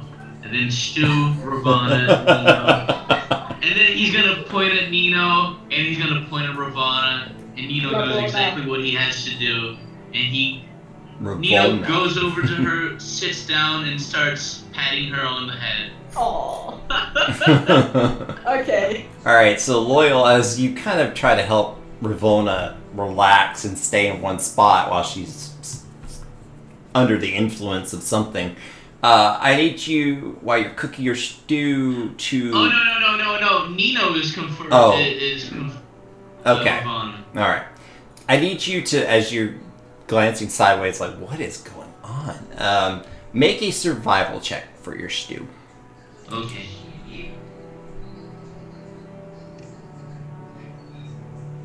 Okay. Oh, wow. You guys are rolling good. Yeah. The stew is amazing. Just amazing. You have trouble keeping yourself from eating it because it's a stew that especially appeals to the palate of tieflings. You're like, oh boy. whoa. This is so good. How much stew am I managing to sneak? It's a pretty. Bowl?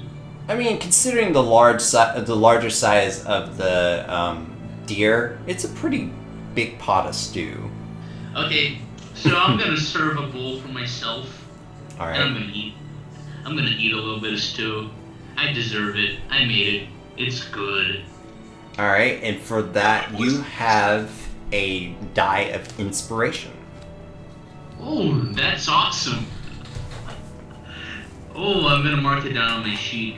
I know there's no way to mark down inspiration without being DM inspiration. I'm just gonna put Yeah, it that's in, what it is, DM basically. inspiration. Yeah. So I'm gonna put in like other proficiencies in languages so I can remember. So, Ravonna, you'll also have that as well once you, wait, well, that's the problem. 0 + 0. I'm down from your happiness. Once you come down from your happiness in about 3 hours. Okay. I so hope that we get back within 3 hours. Yeah. So yeah, you're out for 3 I hours. think once Ravonna wakes up or like gets up again, she's probably gonna like hug Nino and start like talking gibberish in beast speech and probably creak aloud. I'm gonna talk monkey for the next 3 hours. I don't know who's gonna be creeped out, Nina or Lot. Both. Probably both. All right. So, I don't know why this is still Do up. you remember this one time in the jungle? Oh boy. Yeah, your fault. So, Shane and Screw, you both arrive at the junkyard, and as you do, give you a little description of the refuge scrap metal dump. The Twilight Refuge scrap metal dump is a nearly mile-wide, fenced-in area with piles of trash and junk. Salvage items that could be sold to Murdoch's patrons are kept in a large holding warehouse for Arthur's men to ship up to the city proper. The rest is either converted to building materials for purchase or is piled into trash to be sent to the incinerator. Murdoch and his office help works in the central building near the center of the compound. And as you guys walk a while, you grab somebody who points you in the direction of Murdoch and give you a little description of Murdoch. Benton Murdoch is a male human in his early 40s who found himself in charge of the Twilight scrapyard when he was in his mid-30s, when the Hoarders purged his predecessor. He's very muscular, somewhat handsome, blonde hair, blue eyes, light complexion, but has often the disposition of worry that mirrors someone twice his age. Murdoch is very generous to his workers, often at his own personal expense. He has lost 2 fingers not being able to pay his taxes. Yeah, so one of his hands is missing the 2 fingers on the end. So is it you lose a finger every time you don't pay? If they're nice. If they're feeling If you're generous. not nice, you get murdered. If they're worse things. So yeah, so as you arrive, somebody points you to where Murdoch is, and Murdoch looks up and goes, "Ah, good. Arthur said that you didn't get the memo for the party, but I'm glad you guys seem to have come out. So, what can I help you with? What am I looking for?" He looks back and forth to the 2. He's kind of worried about his helping get this part of the party contribution going.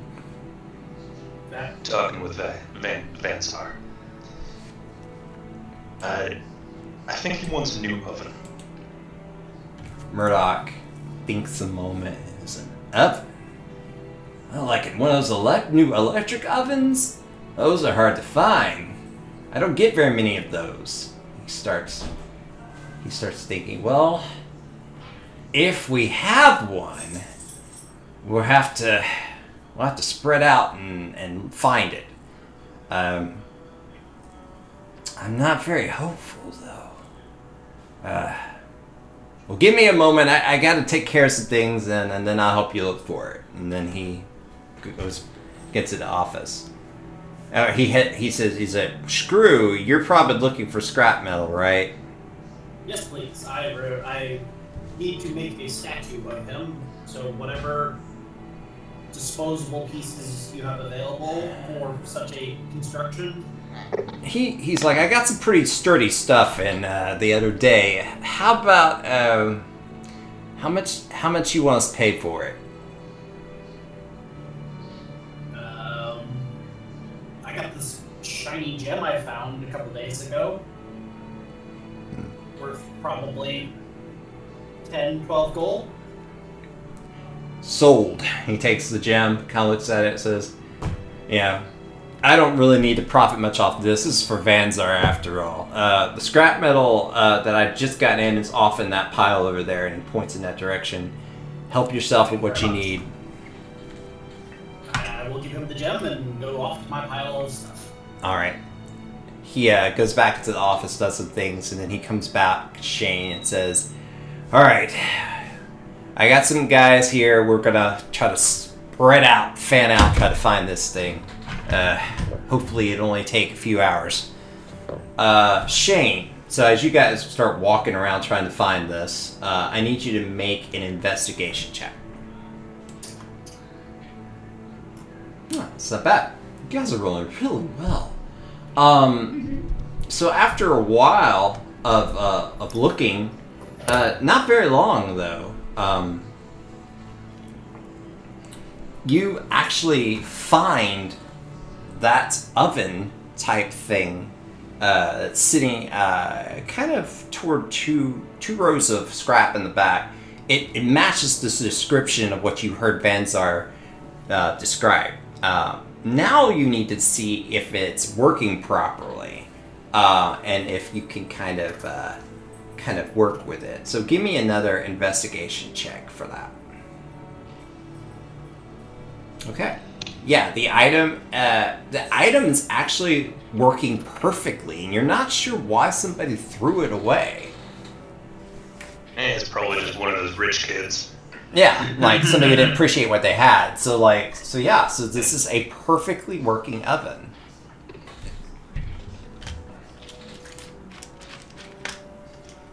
Go Murdoch.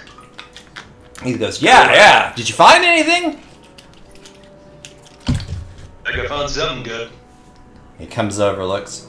Yeah, that thing's working like the day it was made. Vanzar's gonna love this. I'll get some of my guys to put it on a wagon and take it up there. Well, not up there, but in a discreet location. We'll hide it till it's time. Thanks for your help, Shane. If you hadn't prodded him, I wouldn't have any idea what the tiefling wanted. Yep. He's kind of hard to read. And he goes back to his task. So Shane, you also get inspiration for that. How long did it take you to find the oven? It didn't take long. Like he beat the DC on it. I was just curious. I'm trying to keep a mental timetable as well. Yeah. So. 3 hours. Less than 3 hours. Yeah. It did not take 3 hours. You took probably around an hour and a half. Okay. To find it, so not very long. Screw, are you going to try to construct the statue there, or you want to take it back, stuff back to the? From what he said, he said he had strong, sturdy material. So Yes. I was thinking, using the duel that I had, I would try and construct a skeleton out of the stronger, heavier stuff. And Okay. then I can do the finer detail work with scrap from all over. But as long as I have the base, like, pose and skeletal structure of the guy built, I can have that loaded on the wagon with the oven and take it back home. Okay. So, go ahead. I don't want to build the whole thing, but I want to get some groundwork done so I'm not turning in, like, a half-finished project. Okay, yeah. So you, Okay. So you use arcane. You use arcane stuff to build, right? Is that right? You're a sorcerer. I can, but I'm trained as a blacksmith, so that would probably be his primary fallback. Okay, I'm just trying to figure out what would be the best skill to use for this. Oh, I have smith tools as a proficiency. Okay, and those use strength? Yeah, we were using strength when we talked about it. Okay, so we'll use an athletics check then. Go ahead to build the framework. Go ahead and give me an athletics check. Oh, in athletics. Okay. I'm not proficient in athletics, so I can roll that, but I am proficient. Oh, I see what you're saying. Go ahead and roll your Smith's tools. Okay, so 22. Wow, you guys are rolling really good. No, it's not advantage. It's 11. Okay, so. Yeah. Okay. I don't have access to a forge or anything. Right. Here. I'm probably jerry rigging it all, so. Right. I can't imagine trying to get advantage on this roll. So as you pace out the frame, you notice that there's a few flaws in the structure of it a little bit, but it does begin to resemble a little bit of the structure of the tiefling enough. Taking it back, you should be able to grab some more scrap metal that actually makes it somewhat resembles the image that you've written down, but it's not your best work. I don't have my tools, so as Yeah. long as I know what flaws to fix, so primarily fix the flaws and then add on details once I get home. Yeah. You know, it's not the sturdiest. You wanted sturdier material, and you were not able to make it as good as you had hoped it would be. But it'll pass. It'll pass. Before we go on, could I have used the this scrap in the area to make a makeshift bonfire or forging thing, or is that? Most of the fire would be done. Most of the burning work would be done at this incinerator. They don't normally burn a I'm lot. saying Screw would build his own like little pocket forge using the create bonfire cantrip, make himself a little 5-foot ball of fire, and use that to aid him in the construction of it. Yeah, I'll let you do that. Fine. I'll make you another Smith roll, or do you care? No, we'll use the advantage. Okay. So yeah, you decide to make this smithing, the smithing forge, and it does help, and you kind of make the frame almost exactly like Vanzar. So like it's an impressive looking statue. So you can take it back. Once you take it back to your place and put all the fixings and stuff on it, it should look pretty much like Vanzar. Then your only task will be to get it there unnoticed. Without Vanzar seeing it. Yeah. my to-do list says giant, but I was probably going for life-size rather than giant. Well, you know, I'm not meaning D&D giant. I'm meaning like, you know, what would we consider just larger than life. Yeah, life size. Yeah. So if he's a 6-7 foot guy, I'm going for like a 9-10 foot statue. Sure. Yeah. Okay. I'm not going for a 22 foot. No.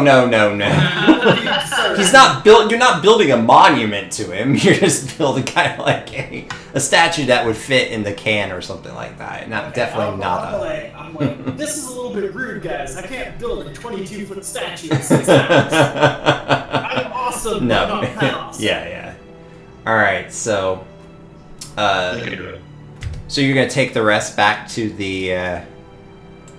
You're gonna take the frame back to a wagon to. Yeah. You're given some help, but put it on a small wagon that they help take out the statue to the bridge, and that getting back to the bridge, that's where you guys are That probably going. takes the longest time because they gotta stay on the road. Right. So it's gonna be it's gotta stay on the road. So mile. Another mile, and then like once you get to around here, it's like okay, so about 4 miles. So yeah, I mean at a casual pace, it takes about a good. A mile an hour would be impressive at this point. Yeah, it takes probably a good You're not gonna see Raguna. good 2 or 3. Takes about 3 or 4, maybe 2 or 3 hours to get out there. So yeah, by then Ravona would probably not be We're stoned just anymore. getting back. Oh. So now, so that would be like 5. Yeah, it's about 5 or 6, and so you guys arrived back in the early evening. What is the building directly behind the building hand here on the map? Oh, those are just like. These don't represent anything. Like if it doesn't number, That's it's just the it's just aesthetic. Skid Row or something like that. Yeah, it's Okay, well, no, I was wondering, since we are on the wagon going that way, and they were going to try and hide the oven somewhere nearby. another wagon I was. asked them to hide the wagon nearby so I can use it to move the statue to here once it's complete. Oh yeah, they'll give you. They gave you another wagon. They took the oven on another wagon into town to hide it. Oh, so we have 2 wagons. Yeah, they gave you another wagon to carry the statue. Yeah. Oh, okay, cool. Yeah, Never mind. I'm good with that. You carefully, however, you do need to roll a stealth check to make sure that you don't run into old Vanzar. So go ahead and give me a stealth check. Alright. I presume you just want one, and you don't want one from me, right? Yeah, just him. The one that's probably easier to hide than a giant enemy statue. You guys, he's rolling it along, and all of a sudden you see Vanzar walk out. You're quickly kind of push it into the alley. He takes a break, looks around, talks with somebody, walks back in, and you manage to get it back. You're almost noticed, but he doesn't see the statue. Hey. So you guys arrive back. You smell... One thing you smell... Go ahead and give me a perception check, both of you guys who just came back. I don't have a nose. You don't have a nose, but you do have, like, receptors. Oh man! Wow. Shane, you have allergies. I have Little bit of... little stuffed up. I still smell dead rat. Yeah, you still smell dead rat. Burning rat. It's hard to get rid of that smell. To be fair, we've just been stomping around in a pile of junk, so...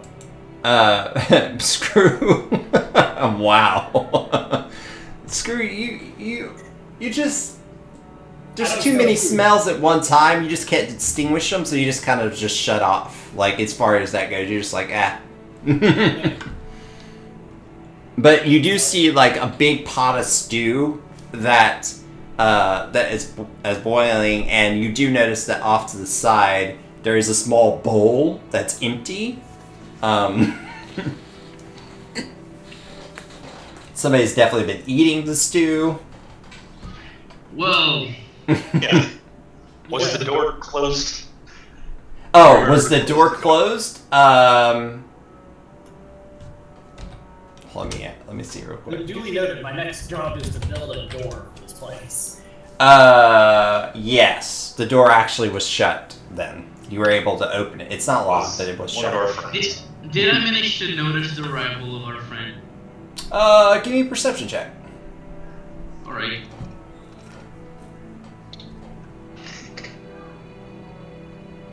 I'm not exactly stealthy.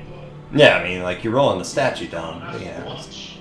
Yeah, even with that, you do notice that there's a cart with a statue coming down towards the place. So what do you want to do? Did you want to hide the ball?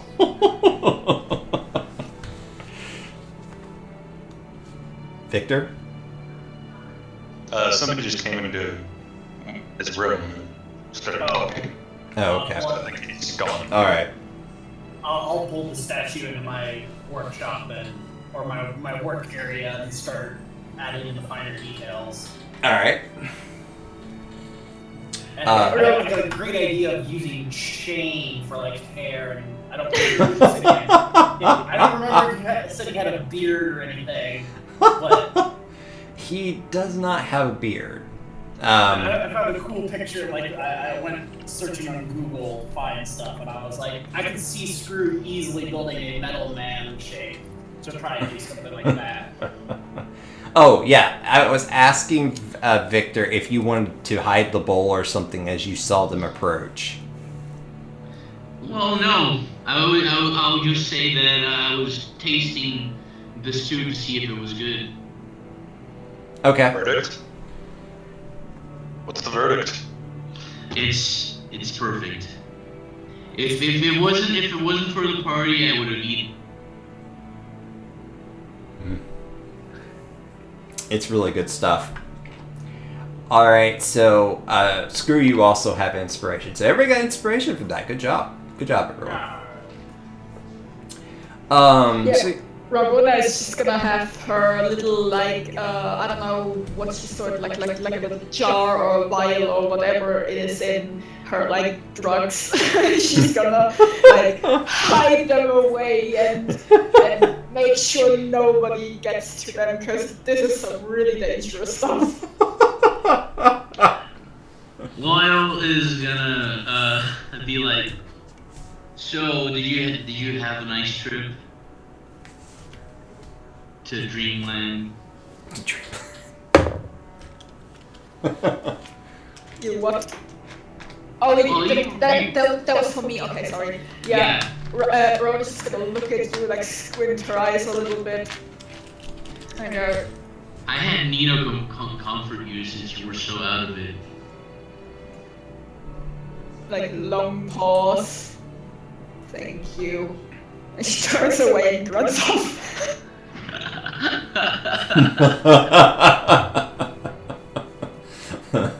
Oh, that was weird. Oh yeah, she also tasted the drink that she made, and apparently it's also a drug. Ah,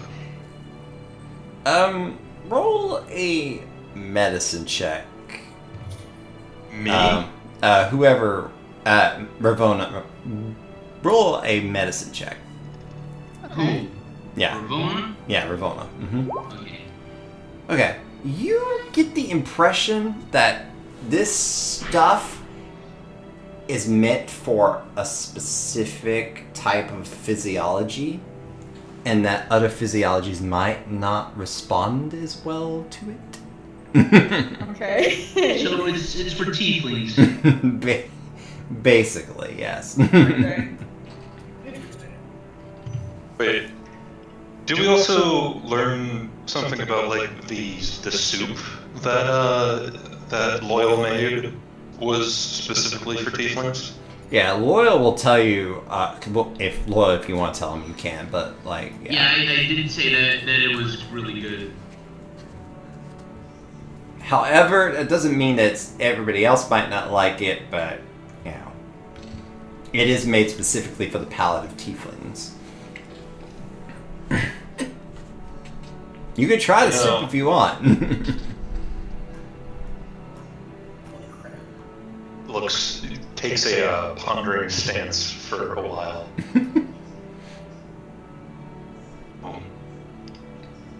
If we're after a tiefling bandit, a little bit of this stuff on the side.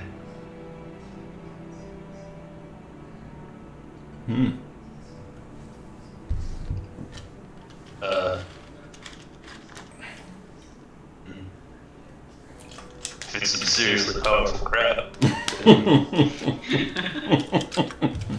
Trixon did.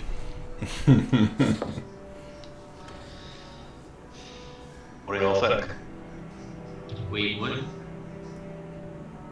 He wants to set aside some of the stew to like trick the. Oh, okay. I'll use the same bowl to like give it to him so he can taste it. I was actually thinking the hard drugs, but we can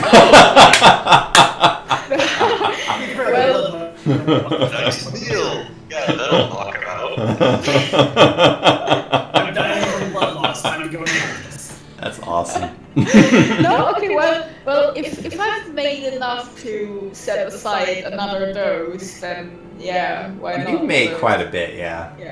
Yeah, okay, then I'll set aside another dose. And again, I'm still hiding it because that's just dangerous. It's like really dangerous. It makes you go really funny. So Screw sneaks them in the background and doesn't affect him. He just pours it on his head. Pours it in his little sludge slot, and it's like, what? I don't get It's anything. just not work. As a warforged, he's immune to disease, and I think he has resistant or advantage against poison. So, like, even if it did affect him, it would be like that was mildly strange. Back to work. All right, so you guys managed to finish up. So it gets to a little bit late evening. You guys, of course, eat. There's lots of deer available. I assume there's deer to eat. And it comes around time to kind of sneak the stuff to the filthy can, unless there's something you guys want to do before you go. Were we gonna head back to the caves before heading We out? can't- Oh yeah, I mean- how late is the party? That's something that's The important. party is really late. We're talking Yeah, around party was midnight. midnight or so. Yeah. Yeah, we should probably check the cave first before we head to the party with the stuff.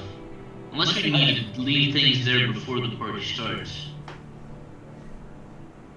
To be fair, Screw's project is probably a big hefty thing to move, so he needs to be there probably 11-ish if it starts at midnight, so he has an hour to move it over and get it in position and hide it again. Yeah, well, I think we can make it. Yeah. So I mean it's like 8 o'clock or something, so into the cave we go. Okay. So you guys, once again, take a less than a mile walk to the Endless Caves. Go ahead and do another survival check, Victor. Since both me and Ravana are proficient, can we like Go help ahead, each you can other? help, yeah, sure. Okay. Sorry, which check was that? Survival. It's with advantage. You have a better modifier, so you do it. Yeah, 15. Okay. You look around. There are a few fresh tracks from some larger rodent-like creatures. What appears to be some more of the deer from earlier. But from what you could tell, there hasn't been any new tracks from what would be considered small reptilian creatures. There doesn't seem to be any new thing out there. It's just the same. Yeah. Well, that's weird. Are they even? Do these guys even exist? That's what the witness said. Again, he was very sleepy and and some say he was a little drunk, so. That's Well, true. How deep are these caves? We might have to go crawling in and take a look. Yeah, we might just. I know we won't get lost on the way back, so we might as well go inside. I do not think that it is a good idea to enter the caves at this point whilst we have another thing we want to do. If we're gonna make a party tonight, I'd rather not get the stink of the caves on me. I mean, we have time. We have a certain time frame to investigate this particular issue. I would suggest we return to this party, and We have time before it. Why don't we post stakeout? Let's stake out at this location for a couple hours, see if anything comes out of it, and then if not, we can retreat back home. And get ready for the Yeah. party. Yeah, Say we we can. trouble of going into the cave. but Oh, we're yes. Still here. yes, that's acceptable. But Yeah, we can like make a stakeout until 10:30 or something. Yeah, something like that. And if nothing comes out, I mean nothing relevant comes out, then we just go to the party like nothing else is happening. Works for me.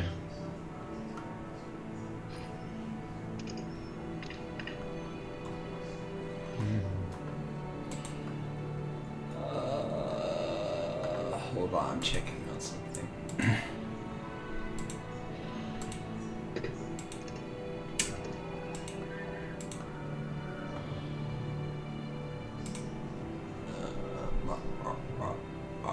Okay. As you guys are staking out the caves,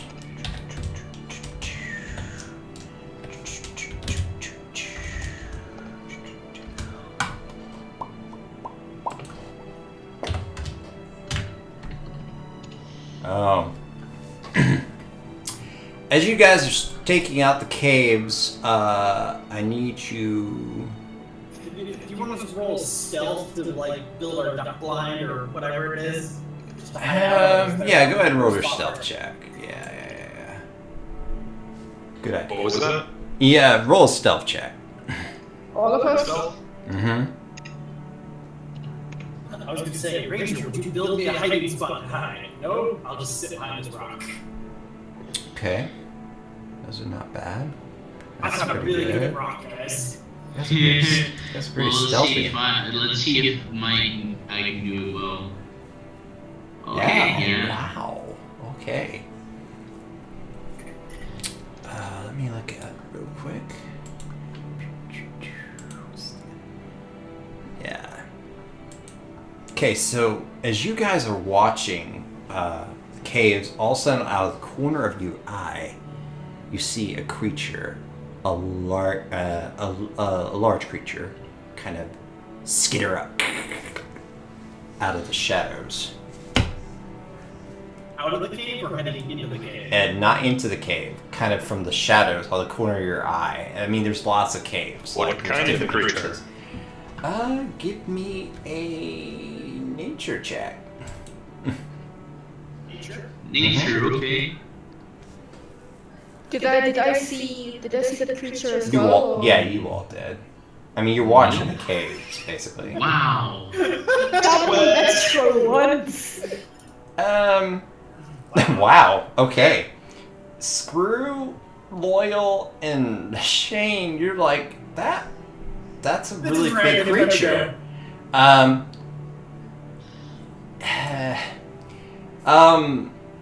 Ravona, you look twice, and then you don't know what type, but it is definitely a large spider. Ooh.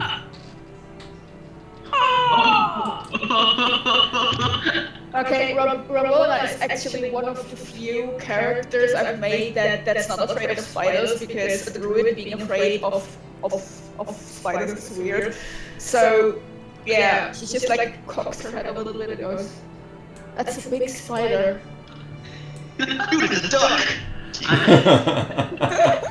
That's not what a spider is. That's a big spider. Wow, it's so big that I didn't even think it was a spider. It has not detected you, though. Do you guys want to sneak away? They would look and see what it does. Yeah, watch it longer. Okay. So it's kind of skittering around. You get the sense that it is looking for something, anything, at this point. Okay, so it doesn't have a modifier.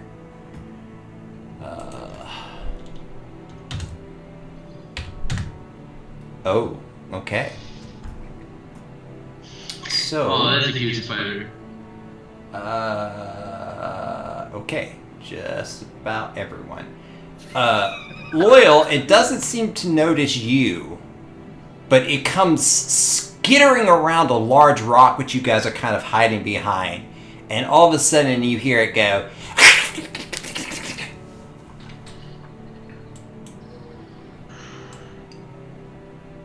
Does it oh god. So it's attacking us. Oh god, no. This is the aggressive spider noise. I had hoped I could try to talk to it, but I don't think that's a thing. I think it's aggressive, isn't it? Oh yeah, it is hungry. And it is heading your way. Roll initiative. Woohoo! That's what I'm good at. Loyal, you are not seen as of yet. Someone give you a kind of a stealthy Alright. icon. So it has not noticed you. Everybody else, it has. Okay, 22 and 20. Okay, so I take 22. I would hope so, yeah. Okay, yeah. We'll give you the little ninja icon there. It has a dex mod of... No. Ooh, 3. Well, that's almost as much as me. 21. Ooh, it almost went before me. So me and Shane are visible, right? Everybody, yeah, it knows you're there. Everybody but Loyal has been detected. Alright. Loyal, you're up first, though. Alright. So, Loyal seems to be undetected. Yeah, And so and far. So he's gonna go sneak around the rock so he can get a clear shot. Okay. And do I get a clear shot from here, or do I need to take one step? Yeah, I'd take one step further. Yeah, there you go. Okay. Are these And- chain pillars and tunnels? Those are like pillars, like you would see in a tunnel or something, like Okay, stalagmites I'm or just double-checking something our like that. surroundings Yeah. And so he's gonna take a shot with advantage again. All right. Keep using that. 23. That does hit. Well, that advantage was needed. Yeah, it was. All right. You shoot and reveal yourself. It hits the spider, shrieks a bit, and then kind of turns your direction. Oh, and I'm gonna move back. Oh, and you're gonna turn back. Okay. Yeah, I have 10 more feet of movement. So All I'm right. gonna try to get away from it again. It is its turn. It is a spider. It can just go up and over the rock like we can't. Yeah, that is true. That's right. So it- spiders have spider climb. Is the rock considered difficult terrain, or is it a climbing thing? It's a climbing thing. It's a pretty big rock. So, with that in mind, the spider will climb over the rock and attack you, Loyal, because you shot Of at course. it. That's a smart spider. It's a big spider. Smart, not so much. Hungry, yes. I mean, it could have attacked any of you, but I shot at it. Actually, it's going to shoot its web at you. Oh, lovely. You need a Ooh, DC 12 that's- strength check. Yeah, that. Wait.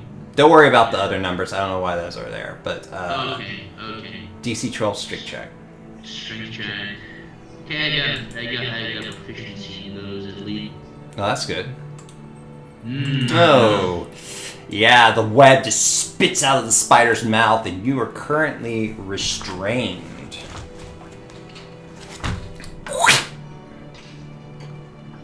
Okay. I do love the sound effects. They are quite It looks like it's about ready to devour you now, but good thing is that's its turn. Screw. Screw loose.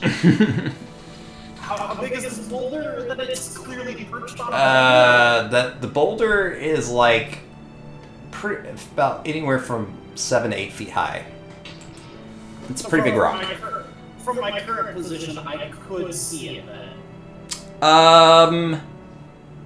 Make a perception check. This is where I get. Yeah, no. Yes. So I can't see it. Here. Yes, you have a good vantage on it. Oh, cool. Then I will go ahead and do lightning lure. Come here, spider. Okay, It DC has, 12. it has to do the DC 12 strength save or be pulled 10 feet think- towards me. I don't think that's its, it's got a +2, it might do it. Yeah.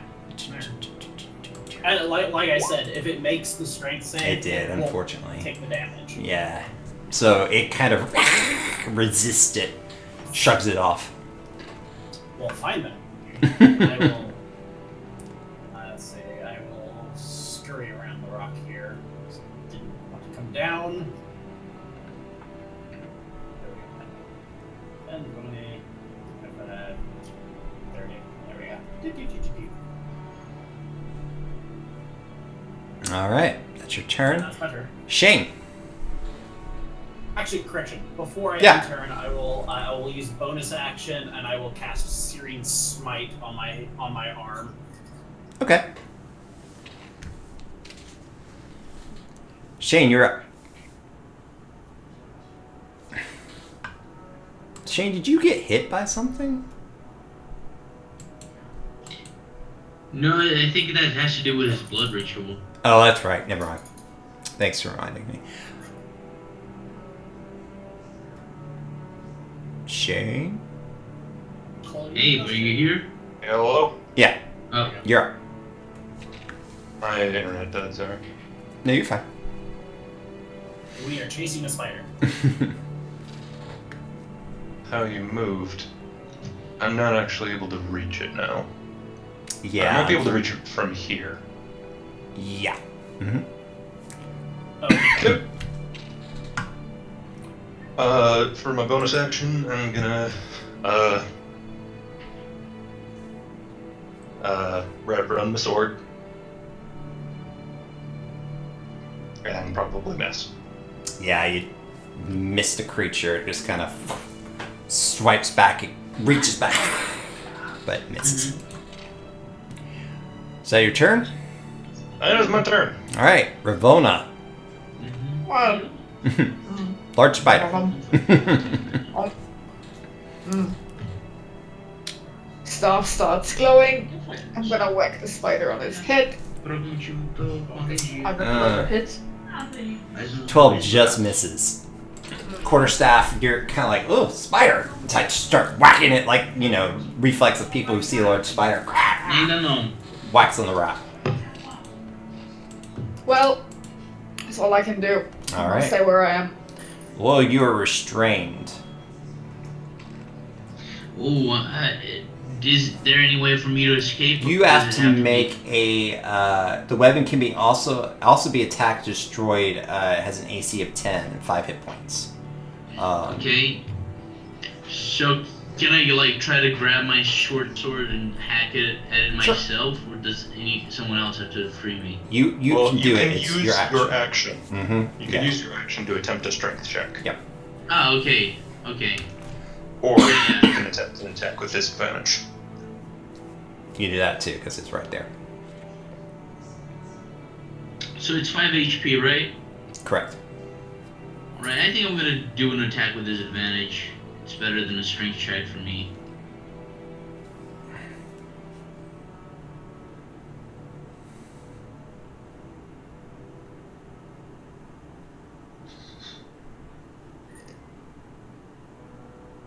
Nah. No. It's AC 10, Yeah. damn it. Yeah. You kind of hack at the web, and it just doesn't go anywhere. All right. So that is your turn.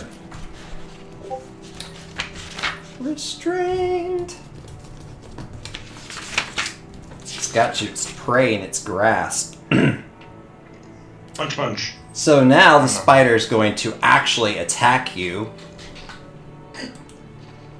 And he has advantage because you're restrained. Damn it. 15. Ooh, that's exactly my AC. Okay. You need to make a Constitution saving throw. Or take 2d8 poison. Yeah, or take the 3 poison and calculate it right there. So Oh, you that was a rolled- 2d8. rolled- Damn, yeah, that was... Roll the that was- 1 and 2. yeah, that good was damage lucky. for You you. fail the save, you're not that bad. There you go. Okay, so I take 4. That's good. Very good. So you resist the poison. You don't take 4 damage. It bites its tendrils into you, but you kind of fight off the poison inside as it kind of its jaws snap into the fangs, snap into the web. That's its turn. Screw. I will go ahead and. I think I have any other bonus action things that I can do, so I will just bonk it from my current position. Or no. Even with it 8 feet up, can I still get it? Or. It's not 8 feet up right now. It's like on the side of the slope of the rock. So yeah. Okay, well, I'll just bonk it with my hammer. Okay. Oh, I will not bonk it. Yikes. So yeah, you Punch take a the wall. hammer, I Take punched that nice boulder. chunk out of the rock. Rock sprays and flies everywhere, but you don't hit the spider. If I'm not mistaken, Searing Smite doesn't activate unless. Yeah, and unless it hits. So it's still there. Yeah. Yeah, okay. All right, that's your turn. Unless you want to move. Okay. Okay. Shane, you're up. I'm gonna attempt to cut Loyal free. Okay. So I'm just gonna make a It is, your sword's on fire, right? Yes, it is on fire. So it's But that's vulnerable only to if it fire. is. Yeah, it's vulnerable to fire. No, Yeah, it's on so fire. it, like, you cut the web, it all burns off. So Loyal is no longer restrained. Alright. Not actually on fire. It is imbued with magical fire. Okay, yeah, so it burns It's off. not actually Yeah. on fire. Alright. That's your turn, Ravona. Yeah, well, I'm just gonna try to whack it again. That's better. more success, yes. This time you managed to jam your quarterstaff in one of its eyes and it shrieks. It's looking a little rough now. The spider's starting to kind of recoil a little bit. You must have hit something around its brain because it's kind of like a little confused and jaunty. That's your turn. Yep. Loyal, you are no longer Right, restrained. since I'm free, I'm gonna grab my short sword and I'm gonna try to stab it. Okay. I'm also gonna roll to see if it got back its web the last turn because I was supposed to do that. Ah, no, I didn't. Didn't hit it. Okay. It did not. Okay. Okay, so yeah, you stab at it. It kind of blocks it with its fangs. That's your turn. This is what, Now I will roll again, see if it gets back its web. Not if I roll 0 dice, it doesn't. Wait, didn't you roll it right It does then? not. It does not. Yeah, at the beginning of its turn, you roll, see if it gets back its web. So it does not. It will again attack you, Loyal, because it's facing you, and you're the last one to try to hit it. Hey, no, mine. Wait, wasn't Ravana the one that hit him? That Well, you hit her? just tried to hit it. Like, you just tried to hit it with okay. your sword. Yeah. We're all wildly swinging at it, but you're the only one that has actually hit it. no, Ravana just Me. hit it. Oh, But okay. I attempted. And that's enough sin. Actually, it's going to take a disengage action. It's going to try to run for it. Believe it or Oh, not. really? It starts Is to it- head off in this direction, kind of walking kind of slowly. It's starting to run away. It's changed its Well, mind. that's that for Loyal. He ain't gonna try to shoot it. Screw, you're up. You see it climb over the rock above you and starts to skitter away. Huh. I will do the Terminator run and just get in front of it. Alright. Which is impressive considering how bulky I am. Clang, clang, clang, clang, clang. And then I will try and bonk it in the face. Okay. Yeah, that is. Yeah, you kind of smash it on the face, and it's just. It's recoiling. It does not look good. Didn't you have series mind? Oh. Oh, I yeah. jump menus and bonk it in the face. Now it really doesn't look good. It's barely hanging on as fire starts to sear parts of its flesh. It's just kind Now it of. has to make a DC 12 or catch on fire. Oh, at the start of each of its turns. though. yeah, at the start of its turn, I'll do that. Yeah, it's not going to take damage, but if it makes the Constitution. Oh no, I guess. Oh yeah, never mind. I thought it had to roll to catch on fire and then the damage ticked. So never mind. No, it takes the damage. It'll roll on the beginning of its turn to see if it catches on fire, though. Yeah. Okay. Yeah. This is my first time using smites, so I was like, oh. It's not looking good. Shame. I'm gonna run over here towards it to cut its legs off. Oh. Alright. And my magical fire does 3 damage. Catch fire. Ravona, as you're standing there, you feel the creature's pain as it starts to, as the last bits of life come out of it, its legs cut out from underneath it, and it crumples to the ground. Well, as much as Ramona likes animals and nature, that thing tried to kill her. Oh yeah. And Kill or be killed.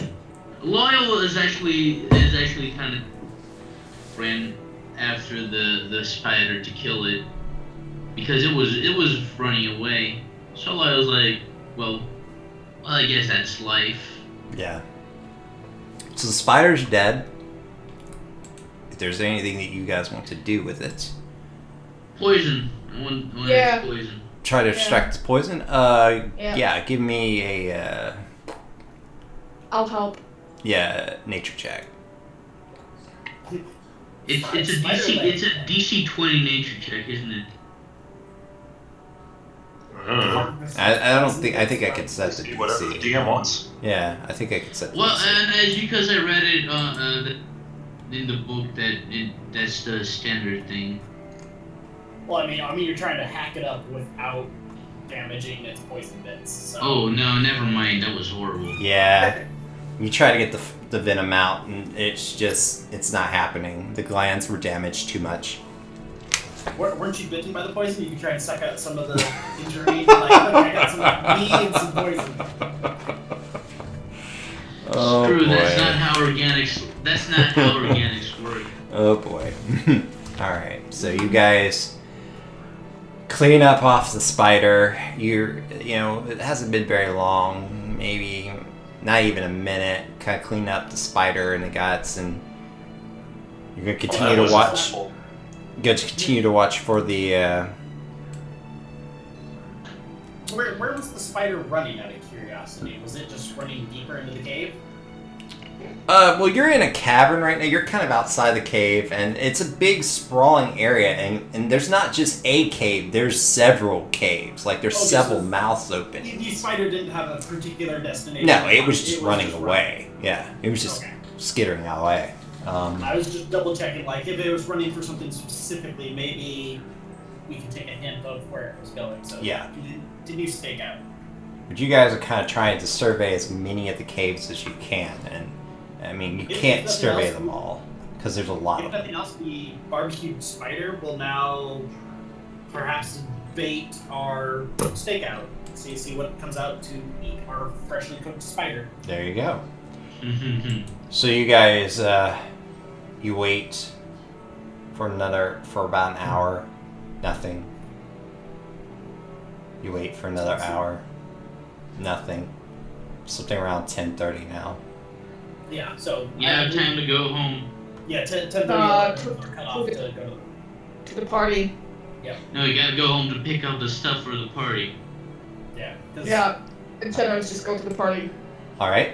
So you guys abandon the caves and you head back towards your bridge home. Grab the items, shove them all on the cart with the statue, and Find a tarp or something to cover it. Yeah, with, yeah, so yeah. it's more impressive. yeah. And so you guys begin to make your way to the filter can, which takes about, with cart speed, it takes about Probably about an hour. probably about an hour or so. We didn't time that right. It's about a half hour walk home. Yeah. Load everything up and an hour. Wagon. So you get about 30 minutes. Which is really why I didn't want to wait that long at the cave. So, yeah. So you guys ride back, and as you get there, you see Arthur kind of like, whoa, hey, run back. So like he's kind of shoving you guys to bring it back there, and Oh yeah, I assumed we were coming the back road just. yeah. So the tavern is starting to shut down. You notice that the last call's been given. People are supposedly going home. Some of them are going around the side to wait, and then like a few minutes, then Arthur goes, "Okay, now." So everybody then starts to move towards the tavern, and Van Zar's in there, kind of dusting and like cleaning things up, and he looks kind of shocked as people start to walk in the door, and then like he's like, what's he's like, wait a minute, what's going on? And then Arthur We're out of goes, the place. Yeah. We're robbing the place, right? And Arthur's like, surprise! And there's just like this big eruption, and big smile erupts on Vanzar's face. And there's several other people there. Durin Ironjaw is a dwarven male who's about at half his lifespan. He's considered a fair employer, but he's quite dour, prone to bipolar mood swings. He would be a handsome dwarf were it not for the massive burn scar on the side of his face, received while trying to keep the incinerating from breaking. Durin has lost 2 brothers to the Hoarders. One was one of the good guards on the watch, and the other was killed for being the Hoarder that murdered him. Needless to say, the Hoarders have not forgotten and tax him and the incinerator quite heavily. The other, I'll show that to you guys. The other new person is Lacey Alanastros. She is a child of 2 worlds, free humans and high elves, with brown hair and hazel color eyes that accompany an unusually dark complexion. Lacey is one of the more attractive females in the Refuge. How she ended up in the Refuge is anyone's guess, because she never talks about it. Instead, the pretty half elf in her 30s acts like she has just finished her adolescent schooling, flirting with the more dashing men in the filthy can as a barmaid. She has had eyes for Shane for quite some time. Whether he even knows her or not is still a mystery. So she is there as well. So Arthur Benton Murdoch has arrived, and Lacey and Durin are there with Vanzar, and they're all kind of hanging out and congratulating him. There's a few speeches, and you guys can make speeches if you want to. I'm not going to have you RP them, but you can definitely try to do a performance check if you desire to give any speeches. Does anybody want to try to give a speech for Vanzar? Okay, can Ravona just like take her potion of drugs and like very, very, very awkwardly go up right to Vanzar and just hold it out and look at him with like a concerned sort of expression, but and say, sorry, what was the name of the mixture? The Moonsparker's Inspiration. And say, Vanzar, I made Moonsparker's Inspiration for you. I hope you like it. In a very like monotone voice.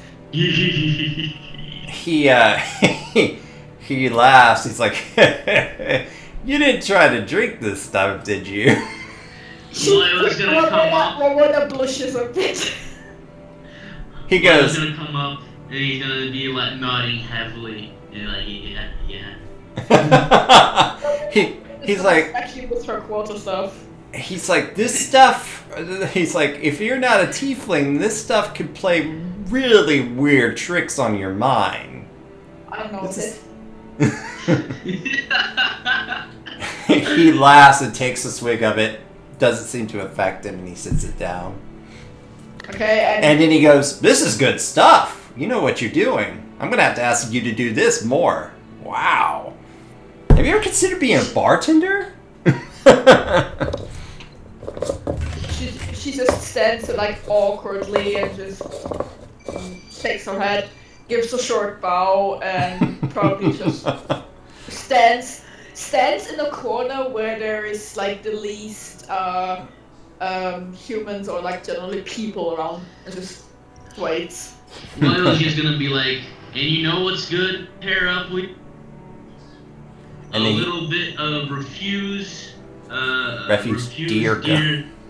What's the name of the stew? It's refuse deer. It's made of refuse deer meat, which is the goat deer. Oh yeah, so it's refuse deer stew for you. And he sniffs it and goes, I can't wait to have some of this. And he grabs a big bowl of it.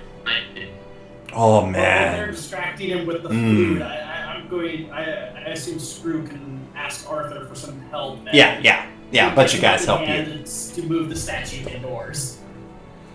Durin, he's a really stocky dwarf. He kind of helps you move it. Would you move it a little faster now? My muscles are tired from all day working. Come on! And you guys kind of roll in the statue, and Evanzar looks at it and is like, I assume we kept it covered until we actually... Oh, yeah. It's like, what is this? I don't know, we decided to make a statue of some ugly man. Oh. Stop talking about yourself like that. Everybody laughs. Oh god. No, really, is this a statue? I want to see it. And Screw will happily reveal it, but then he apologizes he was not able to find color to paint it. He takes a look at it and goes, I don't ever want to be metal. Ever. But that looks just like me. Great job! And he kind of just shoves you on the corner and then hurts his hand. It's like, ow, alright. Good job. I offered him a high five. Oh no. He definitely decides, nah, it's alright. Yeah, you don't shove The fist bump is a losing thing to do with the Warforged. Just, I'd rather keep my knuckles intact. Yeah. He's like, I feel you. And did you bring in the oven? Yeah, Yep. I'll help Shane move the oven. Alright, and then finally a group of guys bring in the oven, and he just was like, this is perfect! This is exactly what I wanted! How did you all know? Wait a We minute! heard it through the grapevine. Wait a minute, is that why you were talking to me about this the other day? Oh, I was talking to you about it because you're just so charming. You sorry SOB! Hey, got it in one. He's like, this is gonna make so much more! And then he starts listing off a bunch of food. And so he's really happy, like everybody's really having a good time, and he stands up, he's like gonna give a speech. 25 years ago, I can't believe it's been that long. I started the Filthy Can. It started over in the ashes, and then everybody kind of gets a little somber for a moment, remembering how what happened over in the ashes is still fresh on people's minds. How long ago was that? It was probably about 3 or 4 years ago, but it's still fresh on their minds. I might have been there. Yeah, you might have been there, probably not. I'm just thinking how like, But you've heard about it. You've heard about it. But he kind of just is like, but we left. We brought all of our business out. We moved our community out here, and we started the can over with. And look what we made! It's amazing. Well, look what I made. I cannot believe I am surrounded with such great people. Like, you guys didn't have to do all this. I mean, I'm really... And then as he starts to say this, you hear thump, thump, thump on the tavern stairs. And then you look over, and down comes what is this... appears to be like this really stiff, kind of regal drow. Oh, it's him. Erlong the Gilead is the drow retriever assigned to help the Arbiters bring Trixian back to the disposal. As a drow, he's one of the few elves who will venture willingly into the refuse. That's why he was given the case. He's middle-aged with lightly graying hair and a face that is all business and I don't give a damn. So down the stairs comes what is Erlong Gilead, and you know this because there are arbiters behind them, armed with their guns. They come walking down the stairs, and as they do, the whole party kind of silences. Make a perception check. All of Alright. us? Mm-hmm. good. Wow. Okay. My luck has run out. Screw. I think we're all running out low on luck there. Screw. You barely made the DC, but Drew, you noticed that as Erland is looking around, scanning the crowd with the arbiters in tow, Vanzar looks really nervous all of a sudden. Like, he's got a smile and he's, mid-sentence, but you can tell there's a little tightness in his eyes and that he's kind of sideways glancing out the door as Erland Gilead walks around looking at each person in the room. There's four arbiters with him, and they're looking around. He goes, "Oh, don't mind me. By all means, continue." And they all walk out, procession out of the filthy can, and everybody kind of breathes out. Loyal is gonna approach Vaxar and he's gonna. What was he doing here? Oh, the retriever? He's staying here while he's looking for the fellow, for the escapee. You could have. Oh, he's like, the retriever? He's staying here while he's looking for that fellow Trixian. He and the arbiters both. Oh, he's a little bit of a party pooper. Well, he pays well enough. You can tell he's kind of shaking a little bit. He's just doing his job. The arbiters don't stay here very long. They'll leave soon enough. Anyway, I was just about to say you guys are the best friends a man can have. Or a tiefling, in my case. So, thank you so much, and I just don't know what else to say. And he lifts his whatever I called it, Moonsparker's inspiration up, takes another sip, and laughs, and there's a little bit more celebration and stuff, and small talk, and then the party comes to an end, and people start to disperse. And as you guys walk out the door, I need you guys to do a perception check. Okay, maybe this time we'll do good. No. Shane wants to stay for a bit. Okay, Shane can stick around. We'll worry about the perception checks in a Rabona minute. is just too uncomfortable by this large gathering of like humanoid creatures, and just she's not paying attention. Screw, you can Lyle- also give a Lyle's in perception. high alert because of the arbiters for some reason. We'll wait for the Is Screw coming perception. with us? I think Screw, being that he's awkward in social situations, I think he would sit around and just Okay. absorb the situation and get a feel of, so this is what humans do during the downtime. We'll wait. We'll wait for the perception check. Shane, you wanted to stick around. As you stick around, most people have left, and Vanzar is starting to clean the bar off and put things away. And Shane, thanks for your part in all this. I really appreciate it. It's good to know I have friends in place like this hellhole like this. All you've done for me. I do what I can.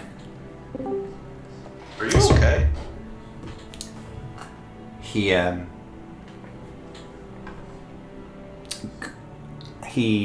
looks at you and says, "Yeah, I'm fine. I'm fine. Never better. I mean, after all this, how could I not be fine? Look at all the stuff you guys got me. I don't feel like I deserve any of this." Oh, you totally deserve it, animal. Well, yeah, maybe you're right. Anyway, You're the little bit of sunshine in this I do what I can. I try to make everybody happy, even the hoarders. And that's not an easy thing to do. Not at all. I'll go to the point then. Do you... whatever the name of the other tiefling is. Trixian. Trixian? Yeah. Do I know him? Is that what you asked? Did he know? Does he know him? Is that what you asked? Banzar. Yeah. Is that what you asked him? Yes. Okay. Banzar looks at you as I don't know him. I don't know who he is. You know, what are you trying to say? All of us tieflings know one another? Please, come on. Can I insight him from where I am Sure. sitting in the bar? Sure. Go ahead. Let me roll. Nope. Ooh. Shane's check is pretty good, but Screw is confused. You're busy watching the dartboard. Fascinated by a game of Holy dice. crap. Ooh. he seems to be telling the truth. To be fair, he is a bartender. He's good at shit like this. Never heard of him. I mean, all of us tieflings. Your next thing you're gonna say is all of us tieflings look alike. And I don't look like anything like Loyal. Have you seen him? Oh, that's hurtful. He's a nice guy, but we don't look anything alike.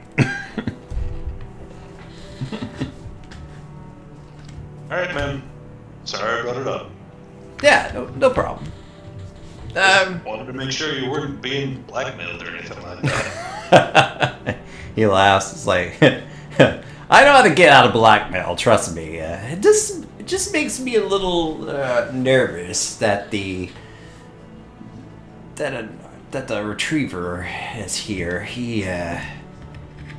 We don't get a lot of arbiters, and when they're here, they mean business. Yeah, I'd rather he got out of town sooner rather than later. Yeah. Anyway, well, good night. I'm going to head off to bed. And he kind of puts his stuff away, and you could tell that he pauses a little bit while he's putting his stuff away, and then he just kind of shrugs it off and moves toward the back. You know how to lock up. And he moves out.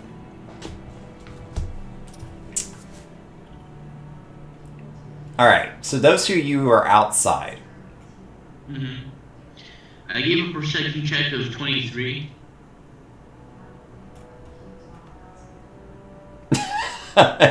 It really is. I didn't even notice that. Anyway. Wow. Okay. I'll have to find a better icon for that. I'm not complaining. I was just sitting here just staring at the map. I had and I'm no like, idea that was true. Alright. That's amazing. Sorry. I didn't mean to cut off. Is that better? Yeah. Okay, it's better. Okay. So, those of you outside. Vona, you don't notice anything. You're just kind of still... Still high. Yeah. Still No, I'm embarrassed. not. No, I'm neither. She's just uncomfortable being close to such a huge gathering. By comparison, such a huge gathering of people. She's usually only around the three of you. Loyal. That makes sense. You notice two things. One, you notice a set of tracks leading from within the town, and it's probably about 2 a.m. now, leading from within the town out towards the caves. Is it reptilian? Make a survival check. Alright.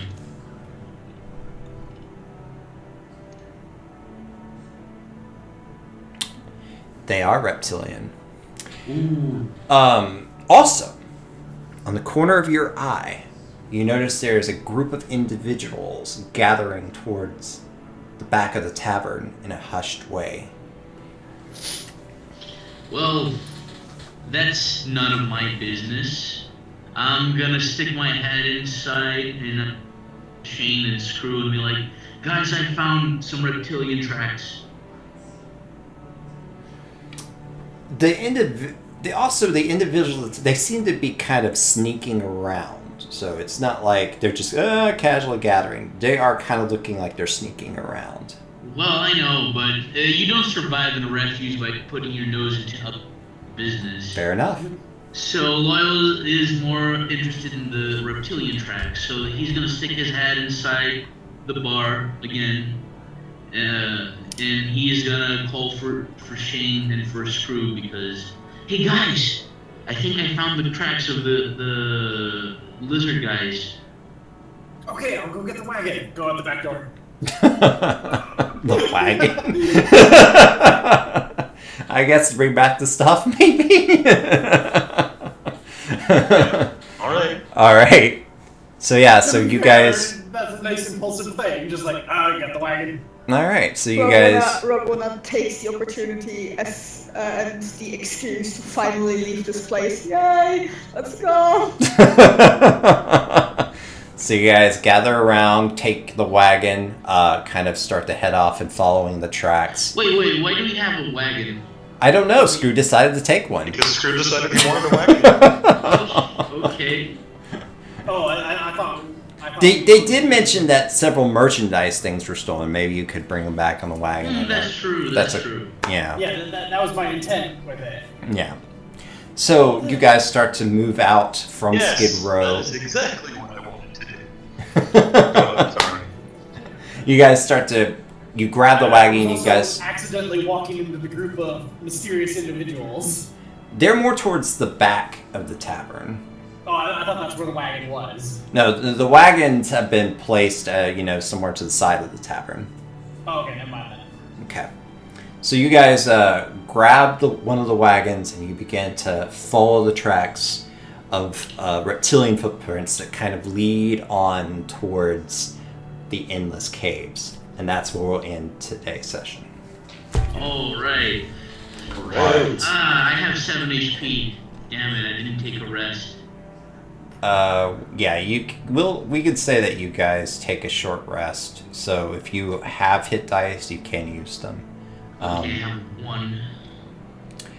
I will now calculate all of your accrued XP. Oh. No, that's just wrong. You recover 2. Fucking hell. Okay, so I get 9 out of 11. That's not bad.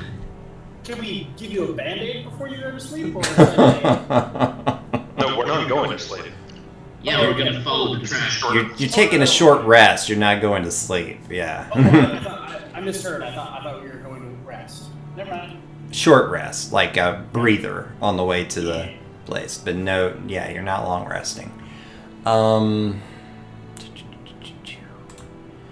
So yeah, I'm gonna calculate your XP, and I'm gonna post that on your Skype. So. Alright. But yeah. It was a great session, Will. Like, I love this. The characters are alive. I'm glad that you guys did not finish as much as I thought you were going to. So there's just so much here I still had you doing, and you guys, it took longer than I anticipated. So that's good for me. Yeah, we managed to kill a lot of rats. Mm-hmm. We managed to kill a lot of rats. We managed to make a very good party. And now we're gonna go against. I think they're kobolds. They're probably kobolds, but. So did we manage to get to level 2, by the way? I will calculate the XP. I'm not sure. Probably. What 1,000 XP for a couple rats and a spider? That seems a little bit overkill. Well, you only need 300. 300. Yeah. Oh, It's 300 and then 900. I know you get 50 from doing your tasks today. So the 2 tasks that you did, you get 50 each for that. I just have to figure out how much you get from the spiders and the rats. The spider and the rats. So You may reach level 2 today. We'll see. Yeah, but we won't actually be leveling yet. No. Mm-mm. Yeah, Long we need rest a long leveling. rest for that. Mm-hmm. Well, it was very fun. Indeed. See you guys Friday. Yay! Yeah. More D&D. All right. More. Thanks, guys. Bye bye. Later. Oh boy.